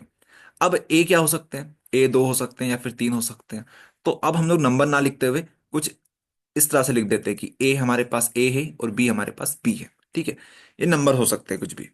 तो अब आपके लिए एक जो फॉर्मूला बना है, एक्सपेरिमेंटल फॉर्मूला जो बना है रेट ऑफ रिएक्शन के लिए, वो ये है। देखो रेट लिखें या रेट ऑफ रिएक्शन लिखें या फिर आरओआर लिखें, सबका मतलब एक ही होता है। सबसे पहले आएगा के, ये आएगा के जो कि एक कांस्टेंट वैल्यू को रिप्रेजेंट करता है जिसको बोलते हैं रेट कांस्टेंट के। उसके बाद आएगा कंसंट्रेशन ऑफ ए, देखो कंसंट्रेशन ऐसे लिखी जाती है, concentration of A, concentration of B, इस तरह से लिख दिया। अभी जो स्टोइकियोमेट्रिक कोफिशिएंट्स हैं इनको हम लोग पावर में लगा देंगे कि ये पावर लग गई और ये पावर लग गई, बस। ये हमारे पास एक एक्सपेरिमेंटल फॉर्मूला टाइप का कुछ हो गया कि आर ओ आर कुछ इस तरह से निकालेंगे कि यहां से आपको एक्सपेरिमेंट करोगे सबसे पहले तो, उसके बाद यहाँ पे के की जो वैल्यू होगी वो रखोगे, इसके बाद यहाँ पे ए की कंसंट्रेशन जिसकी पावर आएगी स्टोइकियोमेट्रिक कोफिशिएंट्स, और बी जो होगा उसकी पावर आएगी स्टोइकियोमेट्रिक कोफिशिएंट। अब देखो आपने एक गलती करी होगी यहाँ पे। अब एक बात आपको बता देते हैं, ये जो ए और ए बी है ये कभी भी ऐसा जरूरी नहीं है कि यहाँ पे जो लिखा हुआ है वो यहाँ पे आ जाए, क्योंकि ये एक्सपेरिमेंटल लॉ है, कोई फॉर्मूला थोड़ी है। तो हम लोग बोलते हैं कि यहाँ पे ए और बी नहीं आएगा, यहाँ पे कुछ भी आ सकता है, यहाँ पे एक्स आ सकता है, यहाँ पे वाई आ सकता है, जो एक्सपेरिमेंट के थ्रू हमें मिलेगा वो आएगा यहाँ पे। इसलिए यहाँ पे आपको बताया था कि ये स्टोइकियोमेट्रिक कोफिशिएंट्स होते हैं, जो जरूरी नहीं है कि डायरेक्ट हम लोग जो लिखा हुआ है वो यहाँ पे चिपका दें, यहाँ पे वो चीजें आएगी जो कि एक्सपेरिमेंट के थ्रू निकाला गया है। बस यही अंतर होता है रेट लॉ में और लॉ ऑफ मास सेक्शन में। लॉ ऑफ मास सेक्शन वाले भैया ने क्या बोल दिया था कि जहां पे यहाँ पे ए बी लिख दिया था उन्होंने, यहाँ पे ए यहाँ पे बी, लेकिन ए बी जरूरी नहीं कि ए बी ही आ जाए। देखो इस तरीके से अगर यहाँ पे रिएक्शन हो रही है टू ए प्लस बी, यहाँ पे प्रोडक्ट बन रहा है, तो उन्होंने क्या किया, टू के आगे जो लिखा हुआ था उसको यहाँ पे लिख दिया, बी के ऊपर वन लगाए, तो वन लिखो या ना लिखो एक ही बात होती है। बट ये लॉ गलत है, लॉ ऑफ मास सेक्शन गलत है। चलो, तो इस तरीके से ये चीजें चलने वाली है। चलो कुछ सवाल सोल्व करते हैं तो आपको समझ में आएगा। हमारे पास एक रिएक्शन दे रखी है, 3A + 4B मिलके हमारे पास बना रहे हैं प्रोडक्ट। तो इसका रेट ऑफ रिएक्शन क्या बनेगा, तो आप लोग बोलोगे सबसे पहले के लिखेंगे, फिर यहाँ पे ए लिखेंगे, यहाँ पे बी लिखेंगे। अगर हमारे पास यहाँ पे कुछ और होता प्लस सी करके होता कुछ तो उसको लिख देते। अब क्या करेंगे, यहाँ पे थ्री लिखा है तो हम लोग थ्री लिख देंगे, यहाँ पे लिखा है फोर तो फोर लिख देंगे। ऐसा करेंगे क्या, नहीं, ऐसा नहीं करेंगे। हम क्या करेंगे, हम करेंगे कि हमें बताओ कि एक्सपेरिमेंट करने के बाद हमारे पास एक्स क्या आया और वाई क्या आया।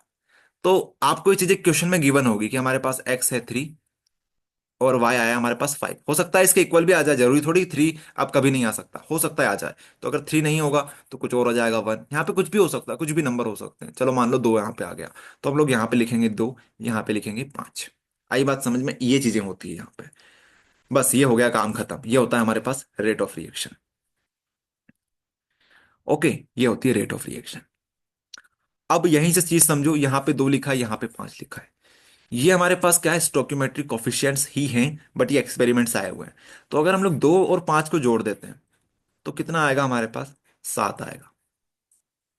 इसी का एक नया नाम दिया गया है एन, और एन को हम लोग बोलते हैं order of reaction, order of reaction.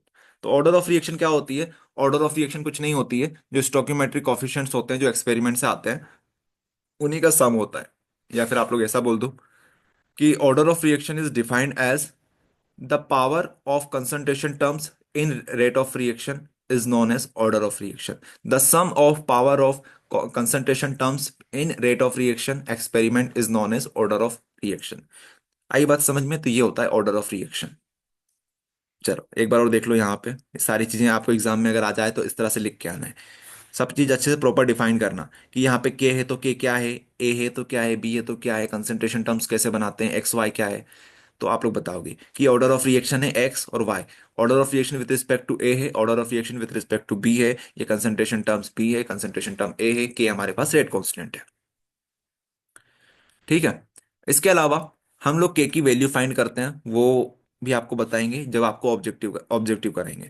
तो ऑब्जेक्टिव जब आपको कराएंगे तो ये फॉर्मूला आपको याद करा देंगे। ये क्या होता है, इसमें ऑब्जेक्टिव के पॉइंट ऑफ व्यू से इंपॉर्टेंट होता है। आपसे पूछा जाता है कि जीरो ऑर्डर रिएक्शन की यूनिट क्या बनती है, फर्स्ट ऑर्डर की क्या बनती है, सेकंड ऑर्डर की क्या बनती है। तो वहां पे ऑब्जेक्टिव के पॉइंट ऑफ व्यू से इंपॉर्टेंट है, वहां पे करा देंगे।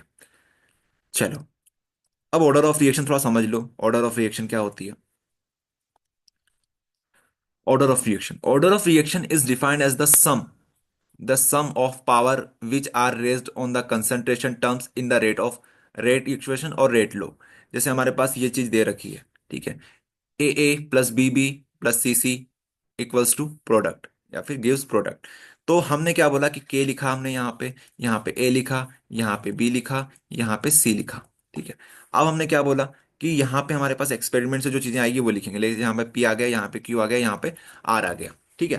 तो अब अगर पी क्यू आर को प्लस कर देंगे, पी क्यू आर को अगर हम लोग जोड़ देंगे तो ये हमारे पास क्या आ जाएगा, ऑर्डर ऑफ रिएक्शन आ जाएगा। ये देख लो, पी क्यू आर को जोड़ेंगे तो ऑर्डर ऑफ रिएक्शन आ जाएगा। ध्यान रखना, पी क्यू आर कैसे आएंगे, एक्सपेरिमेंट से आएंगे। P Q R are the actual coefficient which are determined by experiment, it may be same or different as stoichiometric coefficient. तो ये जो आए हमारे पास पी क्यू आर, ये सिमिलर हो भी सकते हैं, नहीं भी हो सकते हैं। ध्यान रखना इस चीज का। बस यही तो है ऑर्डर ऑफ रिएक्शन, इसलिए बोला था ऑर्डर ऑफ रिएक्शन इजी है। चलो ये चीज हमें समझ में आई। अब अगला क्वेश्चन आता है वही वाला, रेट ऑफ रिएक्शन और रेट कांस्टेंट में क्या अंतर होता है। फिर समझा देते हैं एक बार और। Rate of reaction R O R होता है हमारे पास, ये हमारे पास के था, जो के था ना वो के, ये है rate constant. R O R को हम लोग लिखते थे के, यहाँ पे ए, यहाँ पे बी, और पावर में आप लोग क्या लिखते थे, एक्सपेरिमेंट से आए हुए कॉफिशिएंट्स एक्स और वाई, और ये हमारे पास के है। तो आपसे अंतर ये पूछा जा रहा है कि इस आर ओ आर में और इस के में क्या अंतर होता है। ठीक है। तो आप लोग पहले तो डेफिनेशन लिख देना रेट ऑफ रिएक्शन की, क्या होती है, rate of change of concentration, rate of change of concentration of product and of reactant और product with respect to time. जो हमने स्टार्टिंग में पढ़ी थी रेट ऑफ रिएक्शन की डेफिनेशन, वो आप लोग लिख देना। अब के जो होता है, के क्या होता है, के को समझो। आप लोग चाहो तो ऐसे लिख सकते हो अपनी अपनी लैंग्वेज में कि रेट कांस्टेंट में ये के जो होता है, के हमारे पास ऑलवेज कांस्टेंट होता है, बट रेट ऑफ रिएक्शन हमेशा वेरिएबल होती है। ठीक है। तो एक पॉइंट तो आपका मन से बना सकते हो कि रेट कांस्टेंट हमेशा कांस्टेंट होता है जबकि रेट ऑफ रिएक्शन वेरिएबल होती है। अब ये जो के होता है उसको अगर आपको समझना है तो आप लोग ऐसे समझो कि अगर हमारे पास if the concentration of reactant and product is unity then the rate constant is equal to the rate of reaction. तो आप लोग ऐसे बोल सकते हो कि के जो होगा, कि आप ऐसे डिफाइन करिए कि ए और बी अगर इनकी वैल्यू वन वन हो जाए, ठीक है, ये क्या है हमारे पास कंसंट्रेशन है, तो अगर इनकी वैल्यू वन हो गई तो वन की पावर एक्स, और हमारे पास बी भी वन हो गया इंटू वन की पावर वाई इक्वल्स टू, यहाँ पे क्या आ जाएगा, तो यहाँ पे आ जाएगा आर ओ आर।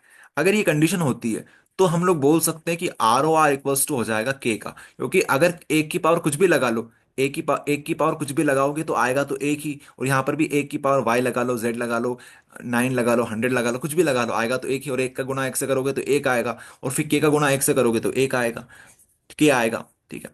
तो के इक्वल्स टू हो जाएगा रेट ऑफ रिएक्शन। तो हम लोग बोल सकते हैं if the concentration of the reactant and product is unity, अगर rate of reaction, sorry, reactant और प्रोडक्ट की यूनिट हमारे पास वन हो जाए, अगर वो हमारे पास यूनिटी हो जाए, वन हो जाए, तो हमारे पास रेट कांस्टेंट किसके बराबर हो जाएगा, रेट ऑफ रिएक्शन के बराबर हो जाएगा। ऐसे आप लोग डिफाइन कर सकते हो फर्स्ट पॉइंट।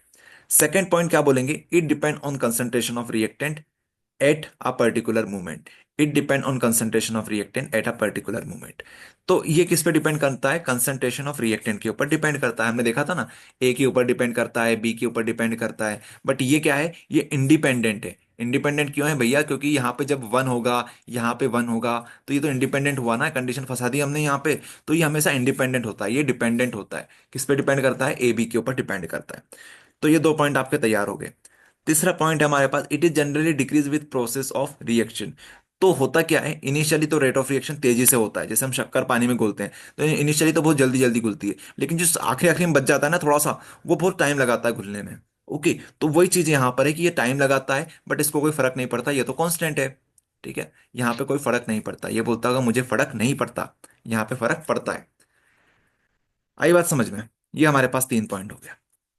फिर से सुन लो एक बार और, यहाँ पे आपको डेफिनेशन लिखनी है, यहाँ पर भी डेफिनेशन लिखनी है, बट कब? जब आप लोग बोल दोगे कि हमारे पास रिएक्टेंट और प्रोडक्ट यूनिटी हो जाएंगे, तब जाके ये रेट ऑफ रिएक्शन के बराबर हो जाएगा। इसके बाद ये जो होता है, ये रेट ऑफ रिएक्शन के कंसंट्रेशन पे डिपेंड करता है, ए पे भी डिपेंड करता है, बी पे भी डिपेंड करता है, पर ये तो डिपेंड नहीं करता। क्यों नहीं करता डिपेंड? क्योंकि इसको तो हमने पहले ही बोल दिया है कि ये तो हमारे पास 1 1 होगा, तभी जाके कंडीशन ट्रू होगी।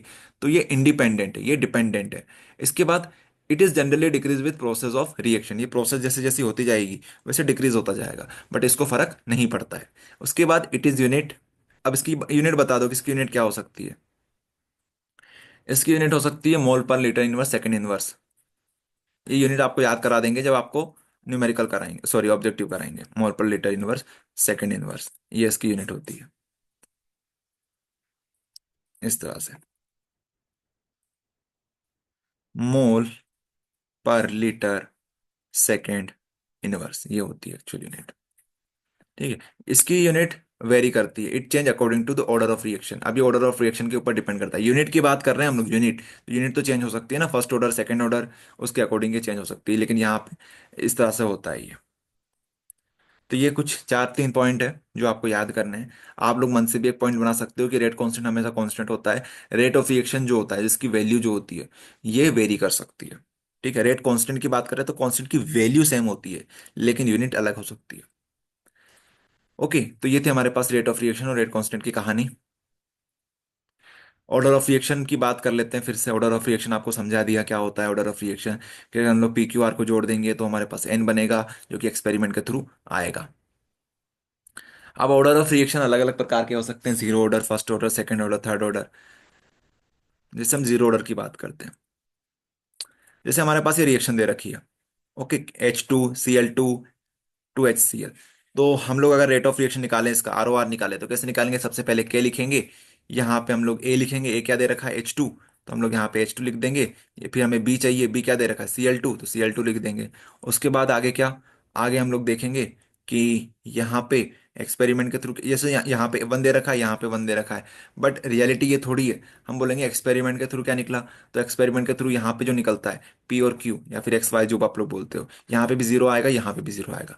तो यहाँ पे जीरो, यहाँ पे जीरो, ये एक्सपेरिमेंट से निकलेंगे, इसमें आपकी कोई गलती नहीं है। ये एक्सपेरिमेंट के थ्रू देखा गया है कि ये जो रिएक्शन होती है H2 + Cl2 जो सनलाइट की प्रेजेंस में होती है, ये हमेशा इस प्रकार की होती है।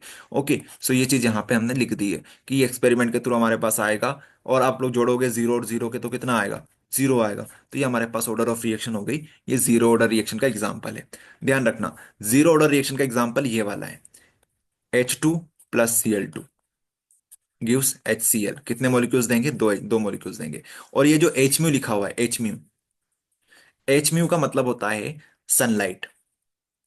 तो आप चाहो तो ऐसा लिख दो, या फिर आप लिख दो सनलाइट, एक ही बात है। तो ये जो रिएक्शन है सनलाइट के प्रेजेंस में होती है। अब सनलाइट के ऊपर डिपेंड करता है, बाकी इसके ऊपर भी डिपेंड नहीं करता, इसके ऊपर भी डिपेंड नहीं करता। ऐसा नहीं है कि आप इसको ज्यादा डाल दोगे, इसको कम डाल दोगे तो रिएक्शन जल्दी जल्दी होगी या कम देरी से होगी, ऐसा कुछ नहीं है। वो डिपेंड करेगा सनलाइट के ऊपर, कि सनलाइट आपने सनलाइट मिल रही है नहीं मिल रही है। मेन जो चीज होती है वो सनलाइट होती है, इसलिए हम बोलते हैं ना तो इसके ऊपर डिपेंड करता है ना इसके ऊपर डिपेंड करता है। आई बात समझ में? तो ये रिएक्शन याद रखना, ये रिएक्शन भी याद कर लेना आप लोग सभी, कि ये जीरो ऑर्डर रिएक्शन की रिएक्शन है। फर्स्ट ऑर्डर की तो वैसे नहीं आती एग्जाम में, आपसे जीरो ऑर्डर की पूछते हैं, बट देखना चाहो तो देख सकते हो। इस तरह से होती है फर्स्ट ऑर्डर की। जैसे यहाँ पर है कि ये H2O2 है, यहाँ पे H2O2 के ऊपर डिपेंड कर रहा है। अब हमने पावर 1 नहीं लगाई है, क्योंकि पावर 1 लगाए या ना लगाए एक ही बात होती है। तो यहाँ पे ऑर्डर ऑफ रिएक्शन 1 आ जाएगी। इसकी बात कर रहे हैं N2O की, तो N2O में भी इसके ऊपर डिपेंड करता है, तो यहाँ पे 1 आ गया। यहाँ पे देख लो एक रिएक्शन यहाँ पर दे रखी है, C2H4 + H2C2H6। तो ये डिपेंड करता है सिर्फ C2H4 के ऊपर। तो C2H4 के ऊपर डिपेंड करता है, तो हमने यहाँ पे पावर 1, मतलब पावर 1 है इसकी, H2 लिया नहीं है हमने, क्योंकि इसके ऊपर डिपेंड ही नहीं करता। इसलिए ये भी फर्स्ट ऑर्डर रिएक्शन का एग्जाम्पल है। ठीक है, तो अगर आप एग्जाम्पल याद करना चाहो तो कर लेना, बट ऐसे स्टूडेंट्स जिनको 70 to 80% स्कोर करना है, वो ये तो याद करेंगे ही करेंगे, जीरो ऑर्डर वाला तो याद करेंगे ही करेंगे, इसको पूरा स्किप कर दो, कोई दिक्कत नहीं है। बाकी ऐसे स्टूडेंट जिनको 90 to 95 स्कोर करना है, एटलीस्ट यहाँ से भी एक एग्जाम्पल याद कर लेना। और सबसे अच्छा एग्जाम्पल ये वाला याद कर लेना, C2H4 प्लस H2 C2H6 बन जाता है, क्योंकि ये इसके ऊपर डिपेंड नहीं करता है कि कितने H2 आपने जोड़े हैं, आपके इस पे डिपेंड करता है वो C2H4 के ऊपर। ठीक है। सेकंड ऑर्डर रिएक्शन कुछ इस प्रकार की होती है, देख सकते हो बस, बाकी याद वाद कुछ मत करना इसको भी। फिर हमारे पास आता है सूडो फर्स्ट ऑर्डर रिएक्शन। इसको स्किप करो, इसको मत पढ़ो आप लोग, थोड़ा सा बस ऊपर ऊपर ओवरव्यू दे देते हैं आप लोगों को। ओवरव्यू ये है कि कुछ रिएक्शन ऐसी होती है जो दिखने में फर्स्ट ऑर्डर रिएक्शन जैसी होती है, बट एक्चुअल में वो फर्स्ट ऑर्डर रिएक्शन नहीं होती है। सॉरी, यहाँ पे लिखी हुई बात है, आप लोग देख सकते हो। So it is first order reaction but it look like second order. होता ही है ये सूडो फर्स्ट ऑर्डर रिएक्शन में कि ये दिखती सेकंड ऑर्डर जैसी है लेकिन होती फर्स्ट ऑर्डर रिएक्शन है। सूडो का मतलब होता है नकली, सूडो का मतलब होता है नकली। होता ही है यार यहाँ पे कि ये जो रिएक्शन है वो दिखने में आपको ऐसी लगेगी कि सेकंड ऑर्डर रिएक्शन है, कि यहाँ पर ये भी है और यहाँ पर H2O भी है। पानी के ऊपर भी डिपेंड करती है चीजें और यहाँ पर इसके ऊपर भी डिपेंड करती है, लेकिन होता ये है ये जो रिएक्शन है ये फर्स्ट ऑर्डर रिएक्शन होती है। क्यों होती है फर्स्ट ऑर्डर रिएक्शन? क्योंकि सिर्फ और सिर्फ इसके ऊपर डिपेंड करता है, पानी के ऊपर डिपेंड नहीं करता है। अब होता यह है, पानी हम लोग इसलिए ऐड करते हैं ताकि ये रिएक्शन जो है वो यहाँ से OH और H ले सके, मतलब एसिडिटी और बेसिसिटी को मैनेज करने के लिए हम लोग H2O ऐड करते हैं। ये जो रिएक्शन है ये बहुत इंपॉर्टेंट रिएक्शन है ऑर्गेनिक केमिस्ट्री में, लेकिन यहाँ पे कोई इंपॉर्टेंट नहीं है। तो इसको बोलते हैं सूडो फर्स्ट ऑर्डर रिएक्शन, नकली रिएक्शन, जो दिखने में सेकंड ऑर्डर लगती है लेकिन होती फर्स्ट ऑर्डर है। ऐसा कुछ होता है इसका कहानी, बाकी इंपॉर्टेंट नहीं है ज़्यादा ये। उसके बाद हमारे पास डेरिवेशंस आते हैं। जीरो ऑर्डर का डेरिवेशन आपको करना है और फर्स्ट ऑर्डर का डेरिवेशन आपको करना है। और जीरो ऑर्डर का जब आप डेरिवेशन करोगे वो आपको फुल साइकिल के लिए भी करना है और हाफ साइकिल के लिए भी करना है। हाफ साइकिल हो गया या फुल साइकिल, दोनों के लिए आपको डेरिवेशन करना है। तो ये जो डेरिवेशन होंगे ये आपके लिए होमवर्क होगा। अभी जैसे ही क्लास फिनिश हो तो दो वीडियो आपके पास शेयर कर देंगे, फर्स्ट ऑर्डर का सेकंड ऑर्डर का, वो पूरा कंप्लीट देख लेना। तो आपके डेरिवेशंस कवर हो जाएंगे, क्योंकि यहाँ पे करने जाएंगे तो बहुत टाइम लग जाएगा। ठीक है। सभी को करना है, सभी को करना है, फर्स्ट ऑर्डर सेकंड ऑर्डर दोनों का सभी को करना है। जिनको पास होना है वो भी करेंगे, जिनको 90 to 95 स्कोर करना है वो भी करेंगे, सबको करना है डेरिवेशन। चलो अब बात करते हैं मोलिकुलरिटी की। अब हमारे पास जहां टॉपिक नहीं बचे, मोलिकुलरिटी बचा है, अरानियस इक्वेशन बचा है, एक्टिवेशन एनर्जी बचा है। मोलिकुलरिटी की बात करते हैं। Number of moles of reactant participating in elementary step of chemical reaction is called molecularity.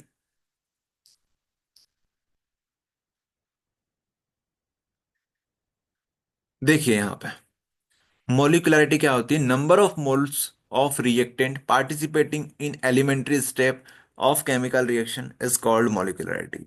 तो मोलिकुलरिटी क्या है भैया? नंबर है, गिनती है, गिनती। मोलिकुलरिटी क्या है? नंबर है। ये किसके ऊपर डिपेंड करता है? ये बताता है भैया कि नंबर ऑफ मॉलिक्यूल्स, कि कितने मॉलिक्यूल्स ने, जैसे 3 मॉलिक्यूल्स है, ठीक है, यहाँ पे 4 मॉलिक्यूल्स थे। ये किसी कंपाउंड है, ये बी के मॉलिक्यूल्स हैं और ये हमारे पास ए के मॉलिक्यूल्स हैं। ठीक है, ये हमारे पास ए के मॉलिक्यूल्स हैं। तो हम बात कर रहे हैं ए की मॉलिक्यूलरिटी की।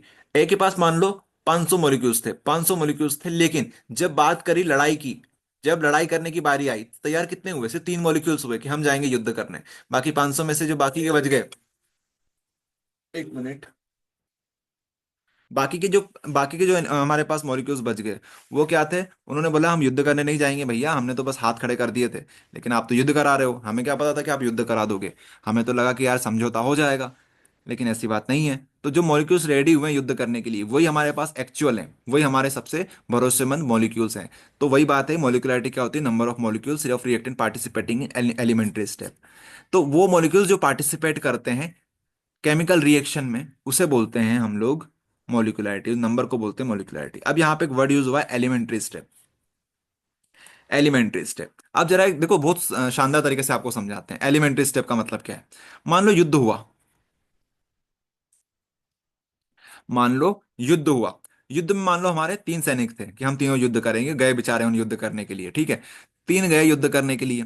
तो युद्ध मान लो 3 चरणों में हुआ। एक हुआ 9 बजे से लेके 12 बजे तक का युद्ध, एक हुआ 2 बजे से लेके 5 बजे तक का युद्ध। ठीक है, और भी आगे भी हो सकता है भैया, मान लो 5 बजे से लेके 6 बजे तक का युद्ध। तो 9 बजे से 12 बजे तीनों गए लड़ने के लिए, तीनों भैया जिंदे रह गए 9 12 बजे तक तो। लेकिन जब 2 बजे से 5 बजे का टाइम आया तो एक शहीद हो गया, बचे हमारे पास 2, फिर लास्ट में हमारे पास एक बचा। ठीक है, तो आप लोग क्या बोलोगे? आप लोग से पूछे मॉलिक्युलरिटी कितनी है, तो आप ऐसे थोड़ी बोलोगे भाई एक से नहीं कि हमारे पास जो जिंदा बचा वही हमारे पास मॉलिक्युलरिटी है। नहीं, मॉलिक्युलरिटी वो होती है जो इनिशियल स्टेप में होती है। एलिमेंट्री स्टेप मतलब फर्स्ट स्टेप। फर्स्ट स्टेप में जितने मॉलिक्यूल्स ने लड़ाई करने के लिए गए हैं वो सभी हमारे लिए भरोसेमंद है। ऐसा नहीं है कि जो आखिरी में बच गया बस वही हमारे पास भरोसेमंद है। आई बात समझ में? ये चीजें होती है। Number of molecules of reactant participating in elementary step. Elementary मतलब फर्स्ट स्टेप। फर्स्ट स्टेप कि रिएक्शन तो ऐसी हो सकती है, आगे भी बढ़ सकती है। जैसे हमारे पास A+B+C+D, ये हमारे पास रिएक्शन हुई। बाद में हमारे पास कुछ कंपाउंड बना A+B+C, फिर हमारे पास कंपाउंड बना B+C, फिर लास्ट में हमारे पास बन गया कुछ और ही, C बच गया। तो यहां पे हम लोग चेक करते हैं यहां पे मॉलिक्यूलरिटी फर्स्ट स्टेप में। बाकी ये चीजें हैं, पढ़ सकते हो आप लोग। अब मॉलिक्यूलरिटी कभी भी जीरो नहीं हो सकती। ठीक है, मॉलिक्यूलरिटी कभी भी जीरो नहीं हो सकती। जीरो क्यों नहीं हो सकती? कभी ऐसा आपने सुना है कि एक भी मॉलिक्यूल्स ने पार्टिसिपेट नहीं किया और युद्ध हो गया हो? युद्ध होगा ही नहीं अगर जीरो मॉलिक्यूल्स होंगे तो। आई बात समझ? तो मॉलिक्यूलरिटी कभी जीरो नहीं हो सकती। और ये हमेशा थ्योरेटिकल कॉन्सेप्ट है। ये थ्योरेटिकल कॉन्सेप्ट है, ये एक्सपेरिमेंटल नहीं है। वो जो था एक्सपेरिमेंट से निकाला गया था कि वहां तो सब एक्सपेरिमेंट से चीजें होंगी, लेकिन यहाँ पे हम थ्योरेटिकली निकाल सकते हैं मॉलिक्यूलरिटी। आई बात समझ में? ये थ्योरेटिकल कॉन्सेप्ट है। तो यहीं से क्वेश्चन निकल के आता है ऑर्डर ऑफ रिएक्शन और मॉलिक्यूलरिटी के अंदर। तो ऑर्डर ऑफ रिएक्शन जो हमने पढ़ा था वो क्या था? एक्सपेरिमेंटल था। ये हमारे पास थ्योरेटिकल है। सबसे पहली चीज तो ये कभी जीरो नहीं हो सकता। ऑर्डर ऑफ रिएक्शन जीरो हो सकता है, पढ़ा था ना, जीरो ऑर्डर रिएक्शन। तो जीरो ऑर्डर रिएक्शन पॉसिबल है। तो ये हमेशा पॉजिटिव इंटीजर आता है हमेशा। ठीक है, ये हमेशा ये पॉजिटिव भी हो सकता है, नेगेटिव भी हो सकता है, जीरो ऑर्डर भी हो सकता है। यही बात समझ में? तो 3 पॉइंट हमारे यहां से तैयार हो गए। आप डेफिनेशन लिख देना पहले में, यहाँ पे मोलिकुलरिटी की डेफिनेशन, यहाँ पे ऑर्डर ऑफ रिएक्शन की डेफिनेशन। मोलिकुलरिटी की डेफिनेशन यहाँ पे आ जाएगी, ऑर्डर ऑफ रिएक्शन की डेफिनेशन यहाँ पे आ जाएगी। ओके, ये हमारे पास 4 पॉइंट तैयार हो गए। एक और पॉइंट होता है, it does not provide any information about mechanism of reaction. ये आपको मैकेनिज्म की मैकेनिज्म जो होता है उसकी इंफॉर्मेशन प्रोवाइड नहीं करता है, लेकिन ये मैकेनिज्म की इंफॉर्मेशन भी प्रोवाइड करता है। ध्यान रखना इस चीज को। जो नीचे वाला पॉइंट है वो आप लोग चाहें तो स्किप कर सकते हैं, 4 पॉइंट याद कर सकते हैं। जो आपको इजी लगे वो 3 से 4 पॉइंट याद कर लो यार, कोई से भी। खासकर ऐसे स्टूडेंट्स जो पास होना चाहते हैं उनके लिए एक बात बताते हैं, ज्यादा कंफ्यूज मत होना। अपना एक लक्ष्य बना लो कि हमें इस टॉपिक से क्या चीजें लेके जानी है। ज्यादा डीप में जाने की जरूरत नहीं है। कभी कभी क्या होता है, हम एक्साइटेड हो जाते हैं कि यार ये चीज समझ में आ गई, चलो ये भी समझ लेते हैं। लेकिन आपको एक टारगेट बनाना पड़ेगा कि हमें 3 चीज समझ में आ गई मतलब काफी है। ओके, आगे की चीजें हम सुन सकते हैं, लेकिन जो हमारी 3 चीजें हैं वो किसी भी हाल में अंडरस्टिमेट नहीं होनी चाहिए। आई बात समझ में? यहाँ पे 5 पॉइंट है, आप पांचों पॉइंट याद करने की आपको जरूरत नहीं है। आपको 3 पॉइंट याद हो गए मतलब मोर देन सफिशिएंट ये टॉपिक। ऐसा आपका माइंडसेट करना पड़ेगा आपको, अगर आपको पास होना है या फिर आपको 60 to 70% स्कोर करना है, और अगर आपने अभी तक कुछ नहीं भी पढ़ा है। ये चीजें आपको ध्यान रखनी पड़ेगी। होता क्या है कि हमको, हमारे साथ प्रॉब्लम ये होती है कि हम जो चीज देखते हैं उसको ऐसा लगता है कि यार ये चीजें तो इंपॉर्टेंट है यार। जैसे आप लोग देख, सभी को वॉइस आ रही है क्या? एक बार बता दीजिए। यस हाँ सर। सर, आ रही थोड़ा सा नेटवर्क इशू हो गया था हमारे एंड पे।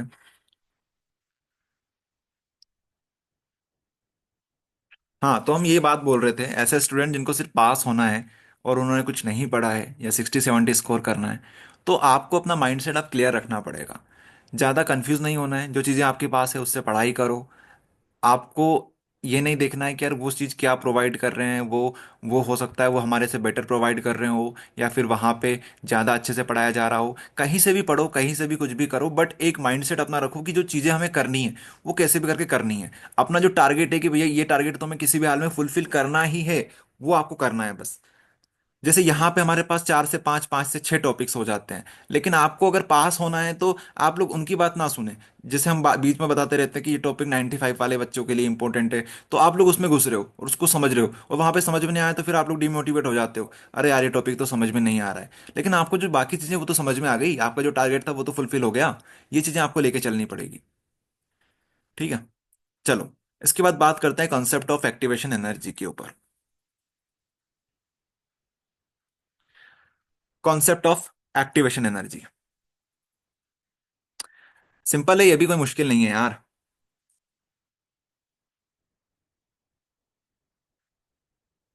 यहाँ पे आ जाओ डायरेक्ट, जो इंपॉर्टेंट चीजें उस पे आते हैं।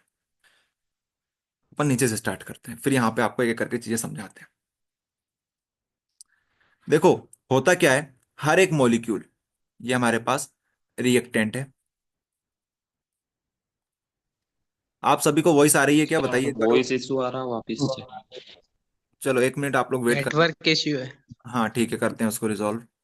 अभी 1 मिनट वेट करना आप लोग।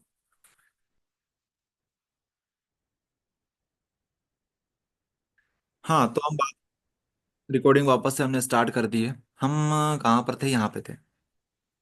देखो, जो रिएक्टेंट होता है अपने पास, कोई सा भी रिएक्टेंट उठा लो यार। रिएक्टेंट हो गया अपने पास, ये हमारा रिएक्टेंट है। अब अगर इसको पार्टिसिपेट करना है रिएक्शन के अंदर, अगर रिएक्शन के अंदर पार्टिसिपेट करना है, तो इसके पास खुद के पास कुछ एनर्जी होती है। खुद के पास कुछ एनर्जी होती है, जैसे खुद के पास कितनी है, इसके पास 20 है। लेकिन अगर इसको युद्ध लड़ना है, तो इसकी क्षमता कितनी होनी चाहिए, 100% होनी चाहिए। 100 क्षमता वाले को ही हम सैनिक बनाएंगे, उनको युद्ध के लिए भेजेंगे। ओके, ऐसे आप लोग समझ सकते हो। तो इसको कितनी एनर्जी और चाहिए बताओ। इसको इतनी एनर्जी और चाहिए, मतलब 100 में से 20 गए तो कितने बचे, 80। 80 प्रकार की 80 टाइप 80 एनर्जी और चाहिए, 80 किलो जूल पर मोल और चाहिए इसको एनर्जी। ओके, ऐसे आप लोग समझ सकते हो कि रिएक्टेंट के पास खुद के पास कुछ एनर्जी है, बट उससे काम नहीं चलेगा। उसको 80 किलो जूल पर मोल एनर्जी और लेके आनी पड़ेगी, तब जाके उसके पास टोटल हो जाएगा थ्रेशोल्ड एनर्जी के बराबर। अब थ्रेशोल्ड एनर्जी क्या होती है, थ्रेशोल्ड को वॉइस आ रही है, वॉइस आ रही है सभी को। यस सर आ रही। ठीक है। यस सर, आ रही। हाँ तो हम लोग यहाँ पर थे, हम बात कर रहे थे रिएक्टेंट के पास खुद के पास कुछ एनर्जी होती है, उसको थ्रेशोल्ड एनर्जी के इक्वल अमाउंट में एनर्जी चाहिए होती है, तब जाके वो रिएक्शन के अंदर पार्टिसिपेट कर सकता है। ओके, तो जितनी एनर्जी उसे चाहिए होती है रिएक्शन में पार्टिसिपेट करने के लिए, मिनिमम एनर्जी जितनी चाहिए होती है उसको, उसे बोलते हैं थ्रेशोल्ड एनर्जी। ठीक है, थ्रेशोल्ड एनर्जी उसे बोलते हैं। अब ये मिनिमम एनर्जी है जितनी उसको चाहिए। हो सकता है कोई बाहुबली हो जिसके पास 140 किलो जूल पर मोल एनर्जी हो, तो उसको क्या आप उसको शामिल नहीं करोगे अपनी टीम में, उसको भी शामिल करोगे, लेकिन आपने क्राइटेरिया बना दिया कि मिनिमम 100 तो होना चाहिए भैया, इससे कम वाले को हम लोग अपनी टीम में शामिल नहीं करेंगे। ऐसे आप लोग समझो। तो ये जो 80 है, 80 क्या चीज है, ये होती है हमारे पास एक्टिवेशन एनर्जी। एक्टिवेशन एनर्जी मतलब ठीक है भाई, तेरे पास 20 एनर्जी है, 20 किलो जूल पर मोल एनर्जी है, 80 हम तेरे को दे देंगे। ठीक है, थोड़ी मेहनत तेरे को करनी पड़ेगी, थोड़ी मेहनत हम करेंगे, हम मिलके तेरे को सैनिक बना सकते हैं। ठीक है, क्योंकि बचपन से कोई पैदा होते सैनिक तो होता नहीं है। अगर उसको सैनिक बनाना है, युद्ध लड़वाना है, तो हो सकता है उसको कुछ एक्स्ट्रा मेहनत करनी पड़े। तो वो जो एक्स्ट्रा मेहनत वो करेगा, जो आप करवाओगे उससे, ठीक है, आप कोच हो एक तरीके से, उससे मेहनत करवाओगे, वो होती है एक्टिवेशन एनर्जी। कि इतनी एनर्जी उसको और चाहिए, तब जाके वो इसके बराबर आ सकता है, वो टीम में शामिल हो सकता है। चलो, ये चीजें थी। अब आप लोग समझो यहाँ पे कि एक्टिवेशन एनर्जी जो होती है, वो थ्रेशोल्ड एनर्जी में से माइनस कर दो नॉर्मल एनर्जी, वो हमारे पास होगी। एक्टिवेशन एनर्जी थ्रेशोल्ड एनर्जी में से नॉर्मल एनर्जी को माइनस करते हैं, तब आती है एक्टिवेशन एनर्जी। अब एक्टिवेशन एनर्जी क्या होती है, तो आप लोग बोलोगे the extra amount of energy which has to be supplied to the reacting species in their energy state to make their energy equal to threshold energy.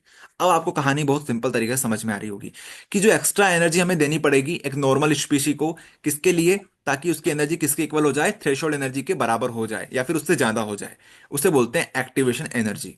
उसके बाद थ्रेशोल्ड एनर्जी किसे बोलते हैं, minimum energy associated with the molecules which is necessary to pose a chemical change. तो threshold energy वो होती है जो एक मॉलिक्यूल्स के पास होनी चाहिए, मिनिमम एनर्जी जो उसके पास होनी चाहिए, ताकि वो केमिकल चेंज कर सके या फिर उस रिएक्शन में पार्टिसिपेट कर सके। आई बात समझ में, ये होती है थ्रेशोल्ड एनर्जी, ये होती है एक्टिवेशन एनर्जी, और ये होता है इसका फॉर्मूला एक तरीके से। और लास्ट में हमारे पास आता है ग्राफ। तो अगर आपसे कोई पूछे एक्टिवेशन एनर्जी को, कॉन्सेप्ट को एक्सप्लेन करो, तो आप इस तरीके से पूरा कर देना। फिर हमारे पास लास्ट टॉपिक बचता है आज के क्लास का, जो है अरानियस इक्वेशन। ठीक है, ये ऑब्जेक्टिव के पॉइंट ऑफ व्यू से बहुत बहुत बहुत इंपॉर्टेंट है। नॉर्मल जो डायरेक्ट क्वेश्चन इससे होता है वो डायरेक्टली आता नहीं है, बहुत कम देखा है कि डायरेक्टली क्वेश्चन यहां से आ जाए। समझते हैं। Arrhenius gave a relation between rate constant, rate reaction, temperature, which is known as Arrhenius equation. Arrhenius equation कुछ नहीं है यार, एक रिलेशन दिया इन्होंने, एक रिलेशन हमारे पास आया हुआ है। रिलेशन कुछ इस प्रकार का है, K equals to A E to the power minus E A by R T, E A by R T, यहां पे क्लियर लिख देते हैं। K equals to A E to the power minus E A मतलब activation energy, activation energy upon में R T, R T, ये हमारे पास होता है। ये रिलेशन है बस। अब ये रिलेशन में के क्या है, तो के हमारे पास है रेट कांस्टेंट, के हमारे पास है रेट कांस्टेंट। ठीक है, के समझ में आया। इसके बाद जो ए है, ए हमारे पास सर वॉइस क्लियर नहीं आ रही आप। वॉइस क्लियर नहीं है। Sir voice.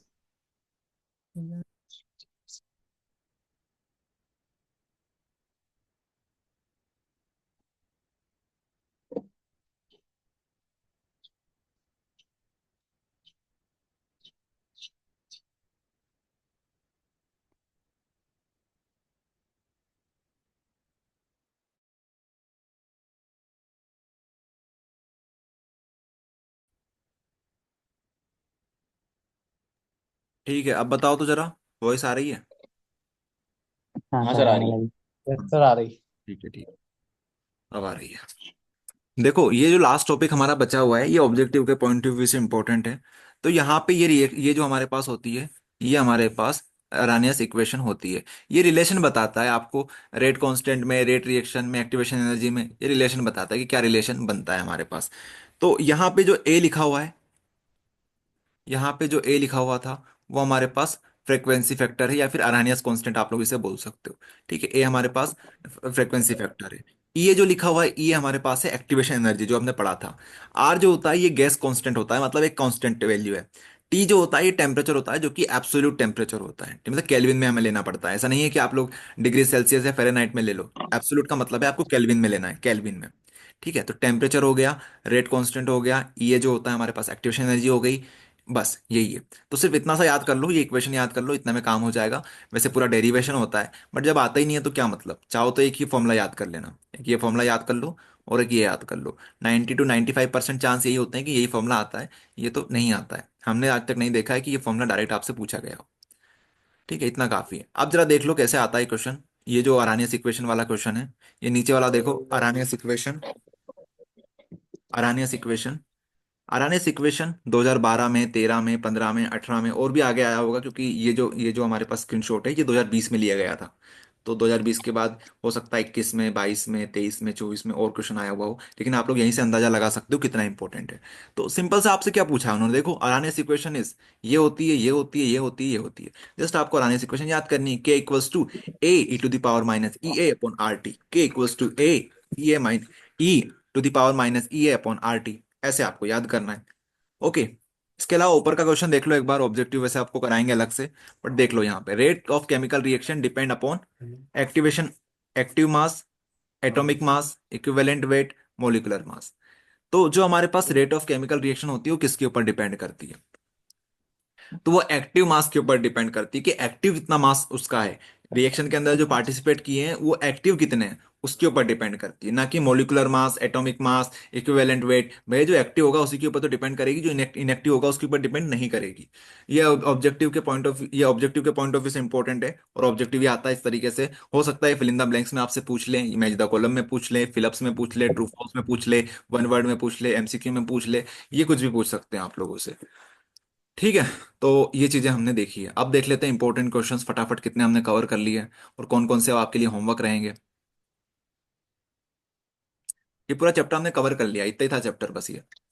इसमें न्यूमेरिकल्स हम लोग सॉल्व करेंगे, जब न्यूमेरिकल की क्लास लेंगे हम, ऑब्जेक्टिव देखेंगे, और होमवर्क वाले क्वेश्चन अच्छे से कर लेना सभी लोग। देखो, सबसे पहले थ्रेशोल्ड एनर्जी देखा हमने, threshold energy, activation energy, Arrhenius equation. उसके बाद हाफ लाइफ वाला और इंस्टेंटेनियस रिएक्शन, ये आपको जब डेरिवेशन करोगे वहां पे याद हो जाएंगे। उसके बाद जीरो ऑर्डर रिएक्शन के एग्जांपल हमने देखे। फिर डिटरमिनिंग वेलोसिटी, आरडीवी, या फिर डिटरमाइनिंग स्टेप जो होती है, एलिमेंट्री स्टेप, वो आपसे पूछी गई एलिमेंट्री स्टेप क्या होती है। तो वही होती है हमारी first reaction is a elementary step. Okay, उसके बाद नीचे वाली चीजें देखो, ये जो है क्वेश्चन है हमारे पास हाफ लाइफ वाला, ये आपका डेरिवेशन में कवर हो जाएगा। इसके अलावा zero order, first order reaction जो होते हैं उनके एक्सप्रेशन लिखो, वो आपको बता दिए थे हमने कैसे आपको लिख सकते हो। फिर रेट कांस्टेंट के first order reaction, second order reaction की यूनिट आपसे पूछी गई है, तो ये अपन ऑब्जेक्टिव के पॉइंट ऑफ व्यू से इंपॉर्टेंट था। और ऑब्जेक्टिव जब हम लोग करेंगे वहां पे आपको ये सारी चीजें याद करा देंगे कि रेट कांस्टेंट की वैल्यू कैसे निकाली जाती है, जीरो के लिए, फर्स्ट के लिए, सेकंड के लिए। उसके बाद डिफरेंस याद करें हमने रेट ऑफ रिएक्शन और रेट कांस्टेंट के अंदर, बहुत इंपॉर्टेंट है ये, याद होना चाहिए सभी को। मोलिकुलरिटी और ऑर्डर ऑफ रिएक्शन में क्या अंतर होता है। फिर रेट ऑफ रिएक्शन की डेफिनेशन लिखो, उसके फैक्टर्स लिखो, तो फैक्टर भी आपको याद करा दिए, है ना। तो बहुत सारी चीजें हमने कवर कर ली है। ऑर्डर ऑफ रिएक्शन क्या होती है, उसके अलावा यूनिट फिर से आपसे पूछ ली, तो यूनिट वाला जो क्वेश्चन है ये हम लोग देख लेंगे जब ऑब्जेक्टिव कराएंगे आपको, वहां पे ऑब्जेक्टिव ऑब्जेक्टिव जब करेंगे वहां पे आपको सारी चीजें बता देंगे कि जीरो ऑर्डर क्यों कैसे निकाली जाती है, फर्स्ट कैसे निकाली जाती है, सेकंड का यूनिट कैसे निकाली जाती है, एक फॉर्मूला होता है वो आपको याद करा देंगे वहां पे। तो इस तरीके से ये जो चैप्टर था हमारा हो गया है कवर। अब आपका ये जो होमवर्क का काम है वो ये है कि आपको फर्स्ट ऑर्डर और जीरो ऑर्डर इन दोनों की डेरिवेशन अच्छे से याद करना है, ठीक है, अच्छे से याद करना है, ये आपका काम है।